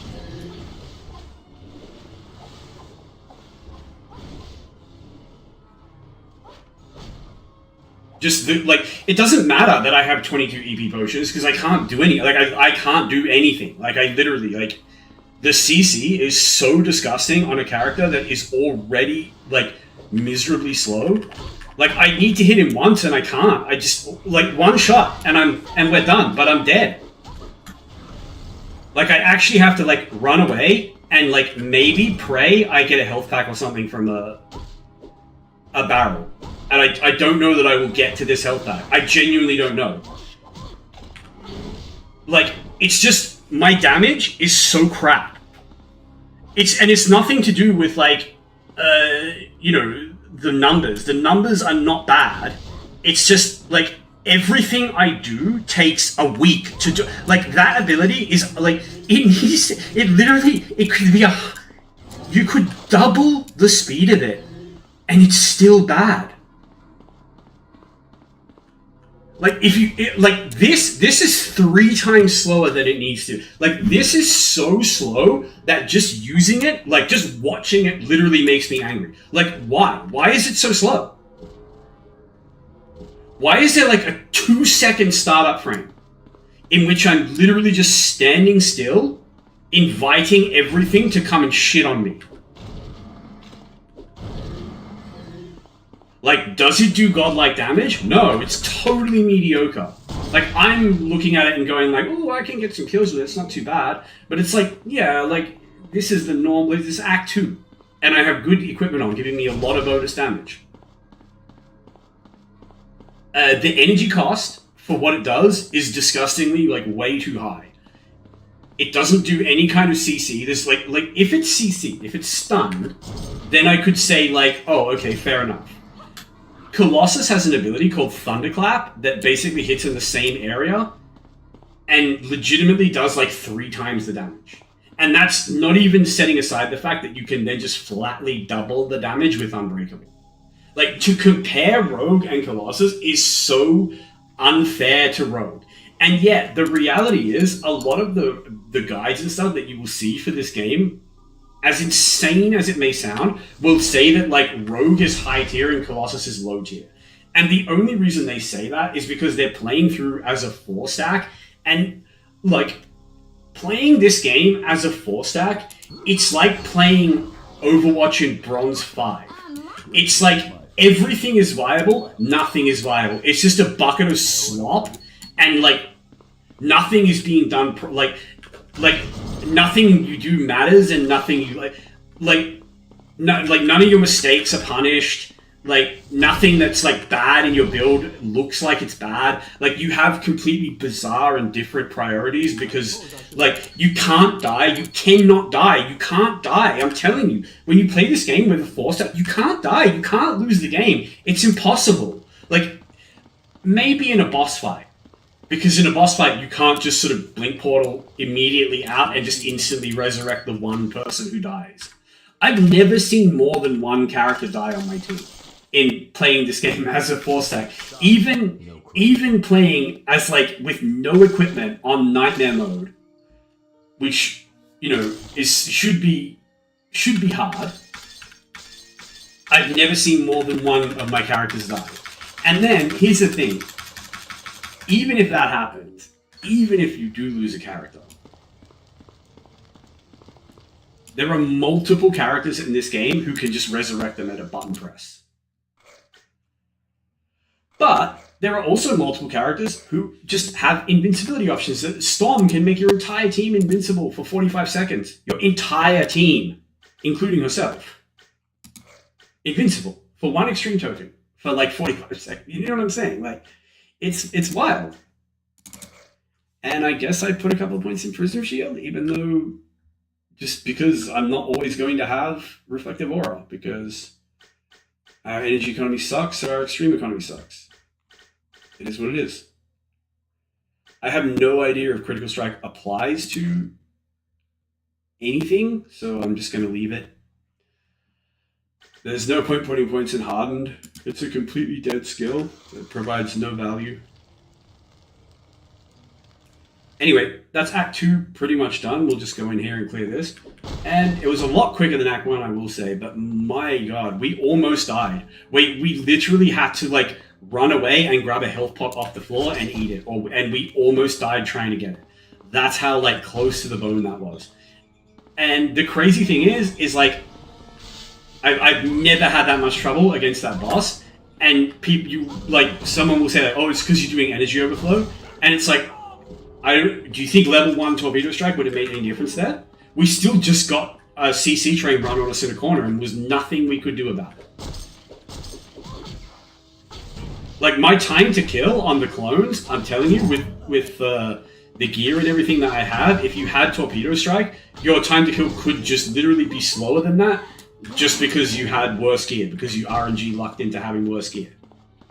You see what I mean? So saying that a fight would have gone okay if you had Torpedo Strike, absolutely no shot. It could have gone worse.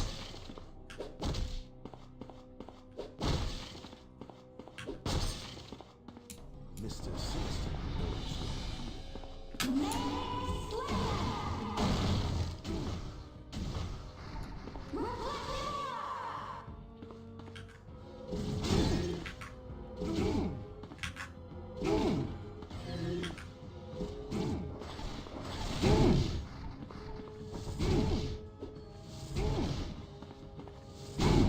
Y'all quit just when it was getting fun. But yeah, we knew this was going to be a challenge, and I knew that boss fight was going to be rough.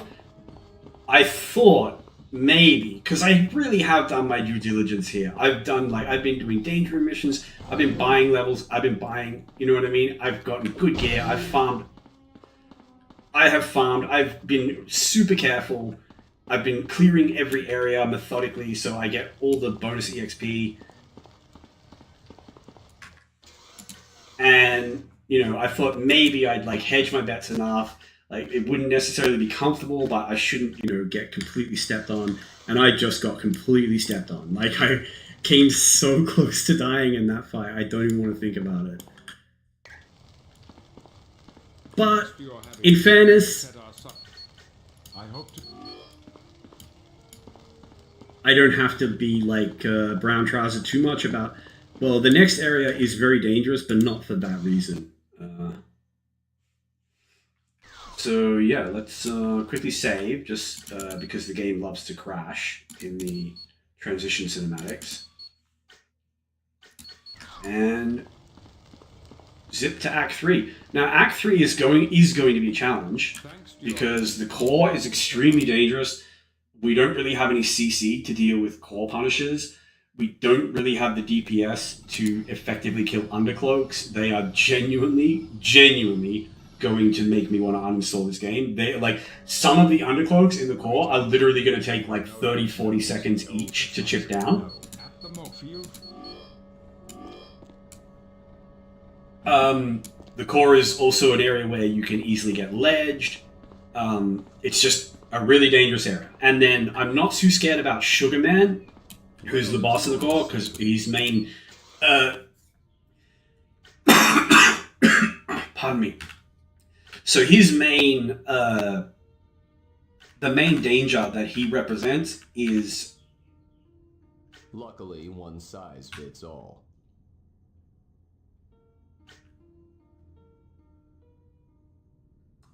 is in his burst. His close range melee burst. And, you know, the one thing we don't have to worry too much about is close range burst, because we have our invincibility button. Now, in a longer boss fight, like the Mikhail boss fight, which is a really long boss fight and it drags out your resources, the value of that is not that high, because it's only like, you know, 15 seconds, 20 seconds, whatever, of invincibility. Sugar Man is kind of, like, I would say he's the glass cannon of the bosses. He's still, you can't just like walk up to him and burst him down instantly. But with that like 20-second, 30-second buffer, we should be able to kill him, especially because we're going to have like 3 extreme tokens by then. So we're going to have at least half a minute, 40 seconds of invincibility, which should be plenty of time to get him, you know, fully worn down and beaten, because he isn't that tanky. So yeah, I'm concerned about the core, not so much about Sugar Man. I'm concerned about the Infinite Factory, not so much for the Infinite Factory itself, although there are dangerous enemies there. It's going to be a resource grind. It's going to cost me a lot of money. It's going to cost me a lot of potions to like push through. So we're not going to be like, you know, saving and boosting ourselves and, you know, blah, blah, blah. So that's going to be problematic, but doable. The problem is the boss of the Infinite Factory, the X-Men clones, extremely dangerous. Multiple forms of hard CC, and they reappear until you break the projectors that create them. So very, very dangerous. I might genuinely have to put a point in Torpedo Strike just as a movement ability to carry me through that fight, but we'll see. Because at this point, putting even a point in Torpedo Strike, it's still going to be the best damage ability we have. Like, see? Just instantly, it's like 100 to 165. Like, compared to this, doing 45 to 52 is not even comparable. And this will hit about as many enemies. So I'm really trying to not put a point in this, even if I'm just using it as a like, when I'm higher level, if I put 1 point in it, and it's not going to be that powerful as a damage ability, then sure, then it's different. Then it's like, okay, now I sort of am taking it on as a utility. But right now, even with 1 point, it will be our best damage ability, and the temptation to use it will be way too high. So, as I say, we'll see how we go. I will have the points to chuck one in if I need it for them, but that's a thing for them. The last act of Act 3, the Magi Temple, I'm not worried about that at all. Hounds are a problem. Again, it's going to be a resource battle, but it's not. Like, I'm not worried about dying.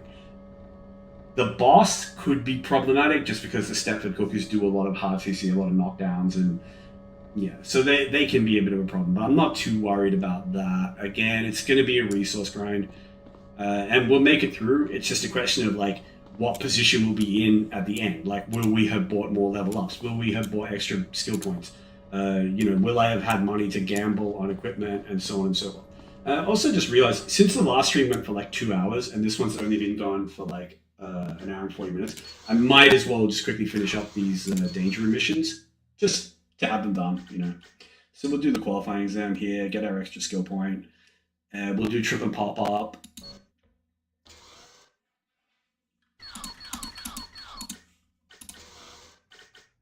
Just try to, like, get whatever little gains we can get. It's worth it. Because, like, I have been really trying to squeeze out all the gains I can.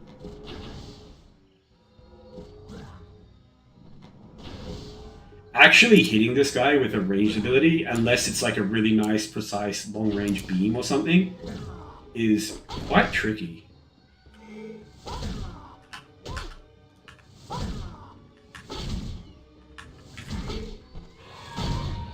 He's also quite tanky.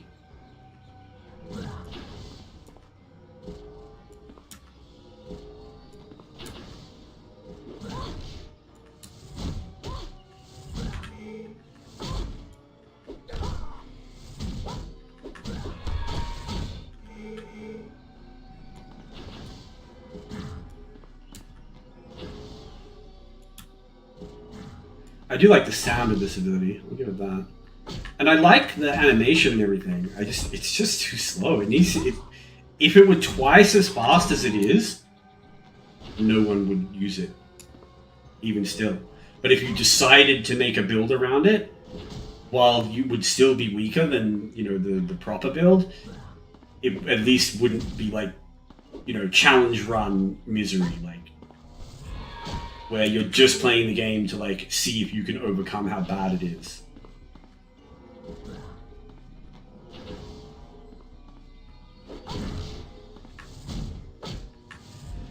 But yeah, as I say, people say Colossus is worse than Rogue. They genuinely have no idea what they're talking about. I'm telling you, like, if you don't practice these characters solo, or at the very least solo, take them into like a danger room mission or something, and just see how they hang on their own. Actually, see how well they survive when they're the only person taking the aggro. Like, run it as like a thought experiment. Imagine you're playing normally, right? And you're at the act boss, like you're at, I don't know, Sugarman or Archangel or something, and just randomly, Angel just ledges 3 of your mutants. They're gone. They're Congratulations. They're splattered on the floor, and you're up in the skyscraper, and now it's just you and Angel, and you can't blink portal out, and you have to beat him. Can you do it? Like, that's not a scenario that's actually likely to ever happen, because at most he would ledge 1 of your teammates. But as I said, theory crafting. Imagine it happens. Now imagine you actually have to rely on Rogue to kill him solo. So, like I say, if you really want to gauge the character and test and think, okay, how strong are they? you have to think in terms of like, yes, how strong are they solo? But the thing is like, you know, people will say like Colossus is bad because like, oh well, he has no team buffs, and it's like, A, that's not true. He has Raw, which I would say Raw is better than Southern Shout, which is Rogue's only team buff. Like early, Southern Shout is better, but once they're kind of maxed out, it's pretty much a wash. Southern Shout, I think, when it's fully maxed out, it gives you like 40% more EP and like 40% more hit points, which is like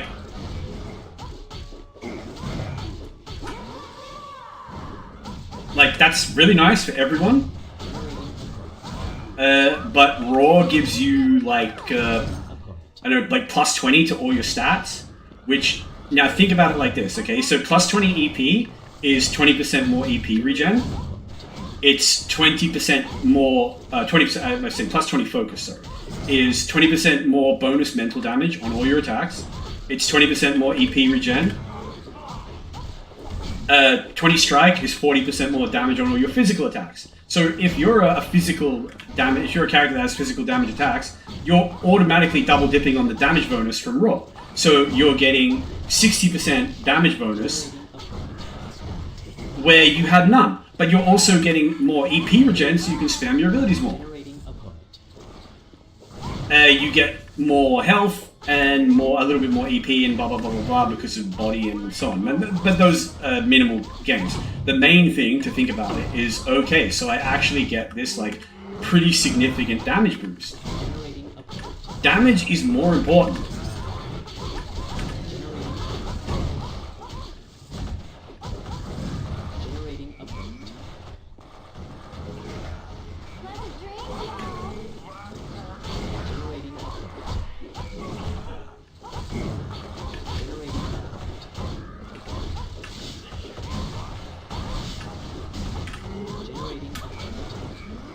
When I say damage is important, see how many enemies are just stacking up here, and I just can't kill them as fast as they spawn, and now I end up with like 15 of them on me, just like pummeling me.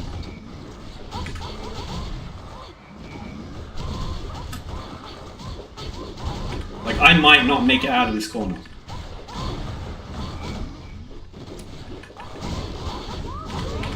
Nope, I'm dead.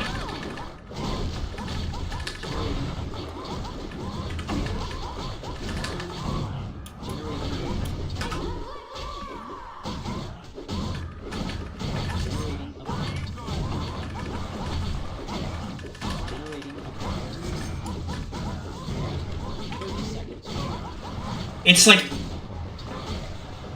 even when I'm invincible, I'm still being crapped on because I don't have damage.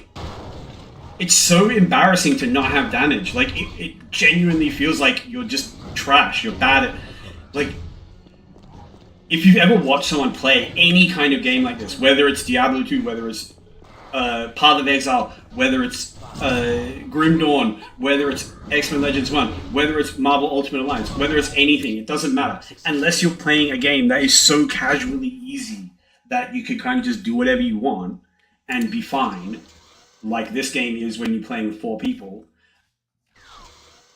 Damage matters. Damage is like basically the only thing that matters, because you get into these hideous situations like we were just in, where it's like there's 50 problems on my screen and I need to make some of them go away. Like I need space to, like, you know what I'm saying? Like I need for there not to be 30 enemies sitting around me just beating the shit out of me and 10 of them permanently CCing me. Like I need to make some of them just go away. And I can't. Like my damage comes out too slow and it's too low and they just don't die. And then because they get to just exist and do the thing that they're there to do, which is like one of them is CCing and one of them is doing burst and one of them is doing this and one of them is just pummeling you from range, because they just get to exist forever and crap on you. Like you don't get health potions because you're not killing anything. You don't get extreme tokens because you're not killing anything. Like it's just this like endlessly like deepening cycle of misery when you don't have damage. And this is what I'm trying to get across to you. Like when you look at like Rogue and someone says, "Oh, Rogue and Colossus, like I can't show you right now in this save because I've only played Rogue and Colossus is level 15. But I can freaking promise you, if I could take level 22 Colossus into that same danger room mission, he just kills everything. It just dies instantly because of Siberian Express. It's so good. And if he gets in a corner, it doesn't matter. You just literally you physically bully your way out with Siberian Express. Not that you will be in a corner, because everything will be dead. Because you do double damage. Like, I don't know how to, like, get, you know what I'm saying? Like, Rogue has to spend, and this is the other thing, and this is the big thing, okay? Let's count how many points we have to spend. This eventually gets to about 30%. That's 20 skill points to have a 30% chance to double our damage. This costs 1, 2, 3, 4, 5, 6, 7, 8, 9, 10, 11, 12, 13, 14, 15 skill points before it's at 45 seconds. It costs us 35 skill points to have invincibility for a decent length of time and to be able to double our damage on like every third hit. Now, you can't see this right now, but I can show you what it is. 1, 2, 3, 4, 5 skill points for 45 seconds of invincibility and 45 seconds of every shot, not every third shot, every shot doing double damage. 5 skill points. Not 35, 5. 5 times less skill points for an ability that is like 3 times better as a damage multiplier, and exactly as good as a damage mitigation tool. This is what I am talking about when I say Rogue is bad. I know what I am talking about, okay? Like, you are using 5 times the investment of skill points to get, crap results in comparison. Like, there's no contest in terms of which character is better. I don't understand how it has become this meme that Colossus is F tier in this game. Like, recently, around Christmas, a really big content creator who does, like, Ultimate Alliance content, all this sort of stuff, did a tier list of every character in this game and put Colossus at the very bottom, which is utterly insane.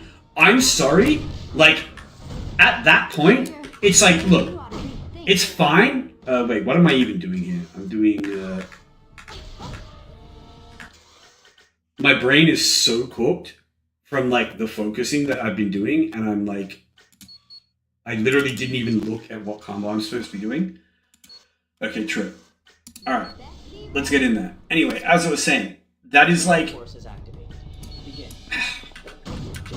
it's just something that you're going to say when you're just playing through the game in like a completely casual way, because the things that people will say about like, oh, this is why Colossus is bad. Oh, he's slow. Who cares if he's slow? He's invincible and he one-shots everything.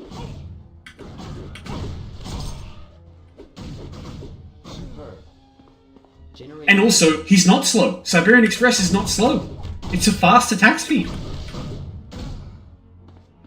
This is the thing. I'm guessing they just use really crappy builds on Colossus. They have no idea how to build him. Like, because I'll literally have someone say, someone will say in like a video that like, oh, well, Colossus is really bad, but, you know, at least he can tank a little bit with Steel Skin. And it's like, why would you put 20 skill points in Steel Skin when you can put 5 skill points in the Unbreakable and be invincible? Like, that is just like, that's a brain, like, the very fact that you are even talking about Steel Skin, which is like an early game, it's like, it's an ability that you use, like, maybe, like, in the first hard areas of the game, if you are playing solo, and that's literally it. Hold on, I'm supposed to be doing pop-up? Okay, pop-up, yeah. And that's it. Like, if you are using, if you genuinely look at Colossus and you look at his skill points and you just literally read what they do, and after reading what they do and looking at what he has available to him, you're like, I know, I'll put 20 points in Steel Skin. Like, your opinion does not matter at that point. Like, you have literally invalidated everything you might say about building characters and using characters in this game. Because you're just wasting skill points to get an ability that mitigates damage imperfectly when you can use 5 skill points to get an ability that mitigates all damage perfectly. Again, it's a quarter of the investment for an infinitely superior result. So why would you, like, as I say, it's like, so I know for a fact that these people haven't got a clue what they're talking about. Like, it's exposed in the things that they say. And I also know for a fact that they're not doing solo runs where if they die, end of. So they don't know what they're talking about in terms of, like, what you actually, like, you know, what a strong character looks like. I've shown you what a strong character looks like. The best character in this entire game is Iron Man. Do you know why he's the best character in this entire game? Because he does everything 3 times faster with a buff, and that same buff buffs all of his damage by a factor of 7. Add those 2 numbers together. That means that everything he does, that he essentially does 21 times the listed damage that he says he does. And I have literally shown this on video using level 1 Unibeam, which is supposed to do like 11 damage on Iron Man, and I have killed enemies on hard mode, one-shotting them at triple speed with 1 point in Unibeam. So anyone who says a tier list for this game, character list for this game, anything along those lines, and right off the bat they'll say like, oh, the best character in the game is I don't know, Gambit, or you know, it's got to be Cyclops because he has all these different damage types, some crazy nonsense like that. If they just say that and they don't automatically say that, like, oh well, actually Iron Man is completely broken and breaks the entire game over his knee effortlessly, purely because of the raw damage output that he does. He literally one-shots everything, and he does it at triple speed. He does it so fast that he can't take damage. Like, his ultimate clears every single screen in the game because it does all 4 damage types and because it is motion amplified. So it legitimately does like 2,000 of every type of damage. And that's before you factor in things like you know, damage multiplied from equipment, which is multiplied by motion amplifier. So even if you just have good equipment on Iron Man, like let's say you have gloves that give you 20 damage, a belt that gives you 20 damage, armor that gives you 20 damage, you got 60 damage just from your equipment. That is, now it's not 60 damage. What's 7 times 60? Oh yeah, now it's actually like a couple of 100 damage. And you're doing that damage 3 times faster. But then, that couple of 100 damage, what's your focus score? Because you get, you know, a 1-to-1. I can't do this pop-up one fast enough. Rogue is too slow. Maybe it's because I'm not like locked in enough, but this is genuinely making me like, why can I not just do 10 pop-up combos in a minute? Why am I this slow? You may now begin your course. Generating opponent. It's just like, why? Why does she have this like slow motion? Sugar. It's genuinely like they wanted her to be bad. Generating opponent. Well done. Anyway, it doesn't matter. We're gonna finish this challenge run. I have Prism Shield. I have Invincibility. I shouldn't lose. I almost died to Mikhail, but I knew Act 2 was going to be dicey. That was a fact. Generating opponent. Well done. Your course is now complete. I can't do it. This is so embarrassing. I've been playing this game The course is for 20 years. Good luck. Generating opponent. And I cannot get the best reward on this danger room mission Well done. as Rogue. Am I missing combos? Am I whiffing? Am I doing the wrong combo? Generating opponent. Well done. I just have to keep doing it and hope the game basically takes pity on me and just spawns everything directly in front of me. Generating opponent. Because if I have to like walk across the map to find another mob, I'm just cooked. I'm too slow. Well done. Your course is now We may have gotten it that time.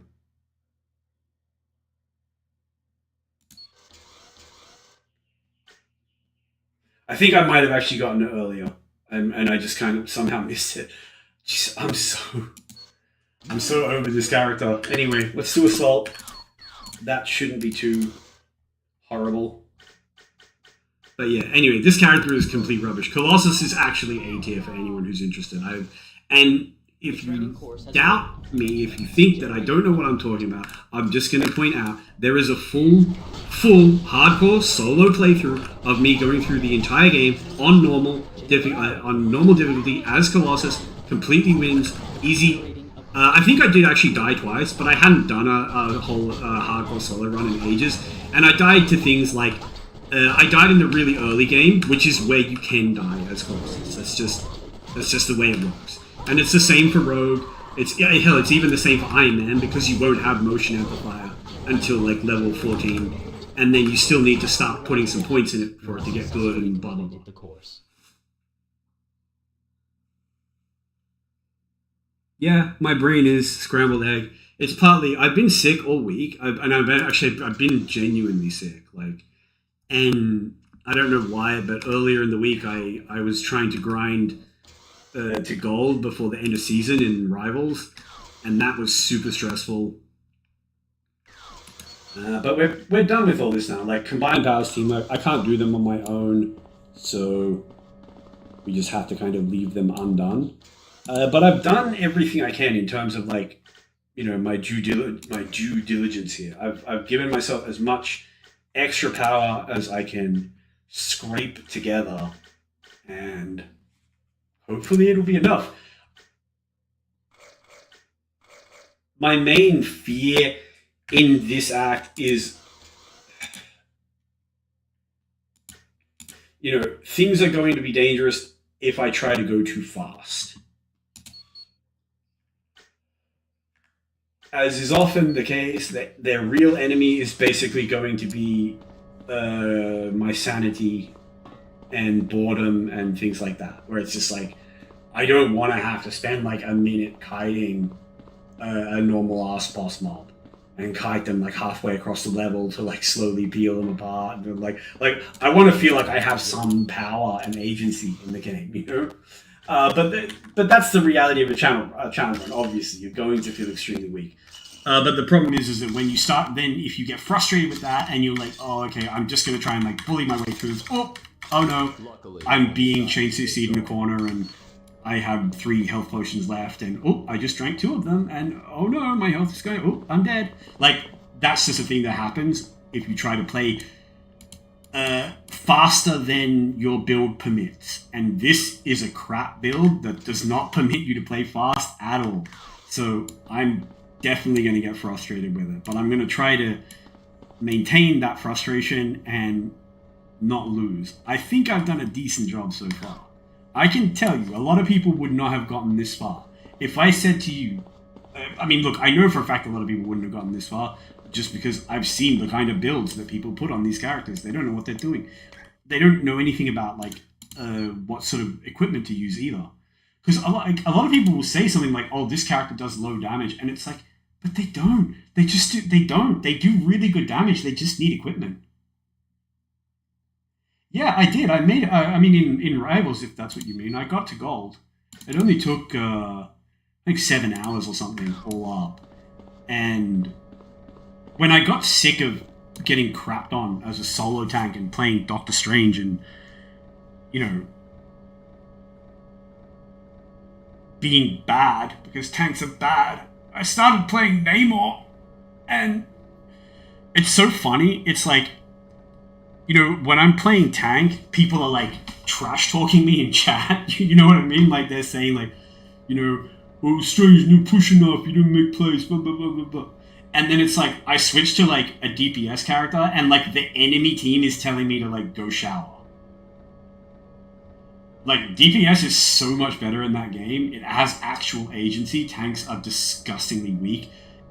In the low ranks, I suppose. I suppose as your teammates have more awareness and more ability to take advantage of opportunities you make as tank, then I would tend to assume that tank becomes more and more powerful and more important.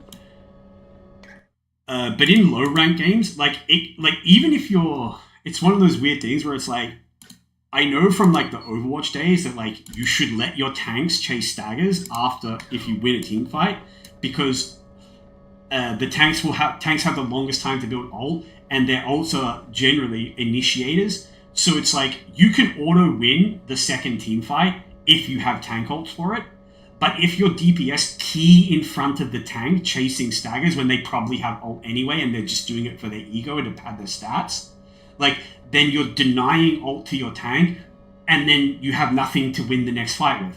And it's just like little things like that, where it's like when you get to ranks where people just have a basic understanding of these things, where they're like, oh, okay, I'm Spider-Man and I'm really good at chasing staggers, but I have ult. Why? What do I need the kills for? I'm going to let my, I'll just let my Magneto come and just shoot them and blow them up. So he has his ult for second fight. So now,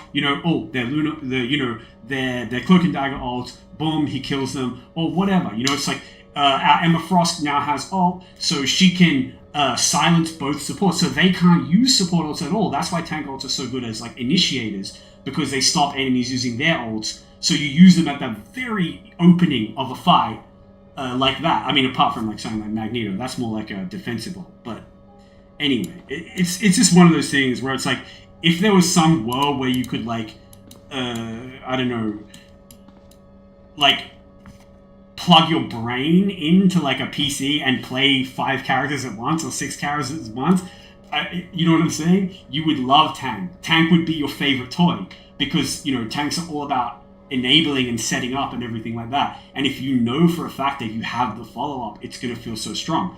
But when you're in just like generic, random pub lobby, metal ranks, people have no awareness, no follow-up, they're just trying to pad their stats because that's all they know in their head is like, when I win, I have more kills. Ergo, if I have more kills, I should win. That's as far as their as their kind of thinking goes in terms of like how to perform. Then it's a struggle, and in those kind of games, like everyone is sort of doing their own thing with like blinders and tunnel vision. So like there won't be any follow-up. If you make a great opportunity for someone, it doesn't matter. They were doing something else. Like, and it was probably something, they're probably doing something really stupid, but they were doing something else and they don't give a shit what you're doing. They don't even know what you're doing. They can't, like, you playing in lobbies where like people don't even have like a combat mix. Like they don't hear footsteps or ult sounds or anything. Like they're genuinely like crippled and blind. And it's crazy because people will say like, oh, how can like bronze players be so bad? And it's like, it's so easy to explain.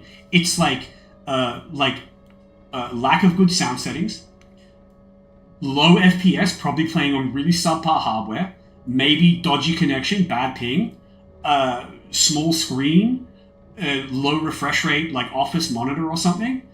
Like if you were to play, if I were to take a GM player, a random GM player, and probably put them on the hardware that some of these Bronze 5 people play, I would not be surprised if they get shit on worse in a Bronze 5 lobby than the Bronze 5 players. Because at least they're used to it. I mean, like, when you're genuinely playing on, like, sub 50 FPS or 50 FPS at best because it's the capped refresh rate of your monitor, and then it's like, when there's lots of particle effects and everything, and your PC starts chugging, it can even drop below that. Like, you can't track anything. You can't aim at anything. Everything's basically teleporting and blinking around on your screen. You'll never even be able to develop aim or tracking as a skill because there's no smooth movement to learn to track in the first place. And if you spent 50 hours in Kovacs a week, it's just time wasted, because what the targets do in Kovacs and what your mouse does in Kovacs will be completely different to what it does in the game that you're playing with this disgustingly low FPS. They probably have crazy high sends. They probably never adjusted it. Their FOV is probably like not been increased. Like, again, so you're talking about all this sort of stuff. They're maybe not wearing headphones. Maybe they're listening to music. Maybe whatever. And it's like, it's just like, how can people be that bad? It's so easy to explain. It's so easy to explain. And some of it is just like tunnel vision, lack of awareness, etc. But if you even want a chance to change those things, like, I mean, I can say when I first started playing Marvel Rivals, I came from Overwatch, and Overwatch has a pretty good, like, the audio balance in Overwatch is pretty good. Things that you need to hear are generally loud in Overwatch. Like, footsteps are louder than just, like, random ambient lobby sounds of music. If there's an enemy prowling around near you, you will hear their footsteps. In Marvel Rivals, that's not true. Like, on default sounds, footsteps get lost so easily. In Season 0, I got shat on so many times by flankers playing support because I literally didn't hear them coming. And I didn't even realize that you had an option to change, like, your combat mix. And I'm just sitting there thinking, like, is this just a bad game? Do the devs just suck? Do they not understand how to balance audio in this game? Like, am I just gonna be shit on by Psylocke forever because, like, you know, they don't realize that, like, footsteps are important? And then it's just like, and then I realize, like, oh, actually, it's just the mixing sucks and I can change it. But how many people would never even ask themselves that question? And then it's like, if you don't, it's like, you will never understand the importance of listening for sound cues if you can't hear the sound. Like, so how can you train yourself to do something? You know what I'm saying? When you don't even have the tools to do it in the first place. It's like saying to someone like, oh, here, go improve your accuracy. Go become a great marksman with a rifle. And then they're like, oh, can I have a rifle? And it's like, no, you can have a stick and I'll put a rubber band around the end of it and you can kind of like fling rocks with it. And I want you to practice with that for like an hour a day. And then in a week, I'm going to give you a rifle and I expect you to hit all your shots. It's not going to happen. Like, you have to train with like a, you know, like there has to be a chance of success with the tools you're given and the information that you're given and you know, everything else before practice even starts to matter. Like, if you're practicing badly, if you're practicing, you know, I don't know how to explain it, but I can tell you, I played hundreds and hundreds and hundreds of hours of Overwatch on like a 55 hertz monitor, and I can tell you, no amount of aim training makes any difference. No amount of aim training makes any difference. Like, you can hit shots if you set yourself up to hit your shots with positioning, and also at range, because at range, the movement is more trackable. Refresh rate is less important. But as soon as stuff comes close, you're cooked. You are fucked. And if the stuff that comes close to you is being played by people who have good hardware, they are just going to crap all over you. And you're going to be sitting there thinking, I'm in gold, and I'm an Ana, and I should have some chance of, like, winning a 1v1 with a gold Genji. Some chance. He's just a gold Genji, right? He's not smurfing or anything. I should have a chance. But I have no chance. I just can't. Like, I'm just dead. I just die. Before I can even get my crosshair on him, I'm dead. Because it just takes me so long to even get my crosshair on him. And it's like, when you're in that situation where you're just like, how is everyone better than me? Like, the moment things get up close, I just get crapped on. And then it's like, you will start to make the connection in your head of like, hold on a minute. Like, I'm watching the streamer play the game and I'm watching their video and I'm watching the crosshair and I'm thinking like, I can track this. I can move my crosshair. Like, why can't I do this when I play the game? Why is it so different when I play the game? And it's like, it's because they're on a NASA computer. They're getting a minimum, like maybe 150 FPS or something.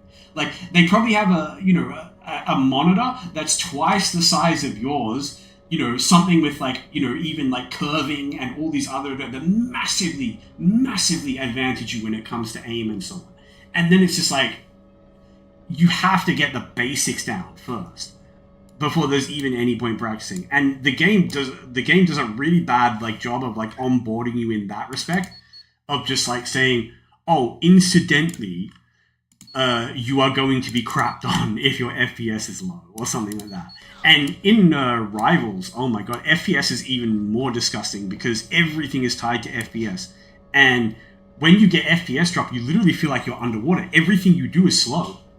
So your, I don't know, like your crosshair is not consistent in that game if your FPS is not consistent. And if you talk to anyone who aims, anyone who takes aim seriously as like a vocation, the one thing that they will tell you if they're trying to coach you to have good aim, the one thing you're going to be told over and over and over and over again is that like consistency and replicability. Like everything needs to be consistent across platforms. Most of them will use things like raw input in every game. So they just have a base DPI on their mouse hardware, and that comes to everything. So they'll take that to Kovacs, and then they will take those exact same settings from Kovacs to their other game. But the thing is, what if that other game is Unreal Engine? And everything is tied to frame rate.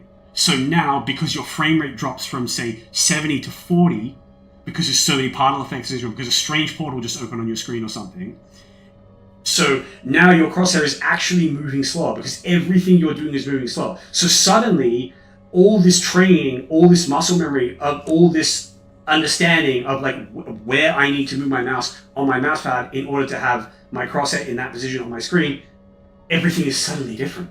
And suddenly you're having to make these like on the fly adjustments of like, hold on, why do I suddenly need to move my mouse like 3 inches further to flick the same distance? And now you're going to miss shots. Like that's just a fact. And it's really messed up. But that game is so hardware dependent. But thankfully it does have if you really have crap hardware, you need to switch to controller and play with aim assist. Anyway, I've yapped so much now. I don't know why I'm so keyed up and yappy. Maybe just because I realize one person is listening. But anyway, I'm gonna get out of everyone's hair, stop talking, and go get some food. And tomorrow we shall continue with the Weapon X, the third act. Hopefully it's probably going to take about 2 hours. I don't even know if I can necessarily get it all done in one session because the Magi Temple is a really long quest. But we shall check that out and cross that bridge when we come to it. For now, I'm just going to sign off and get some dinner and have some rest. So thanks to anyone who checked this out. Hopefully my molding didn't frustrate you too much, but maybe the tenseness was fun. We really did almost die there on Mikhail. One potion we had, and literally having to run for a floor potion while basically one shot was crazy. Anyway, I'm super hyped that we did survive that. It felt nice to actually get through, even though it means that the suffering will continue. But that's fine. The suffering can continue. Anyway, signing off for now. Take care.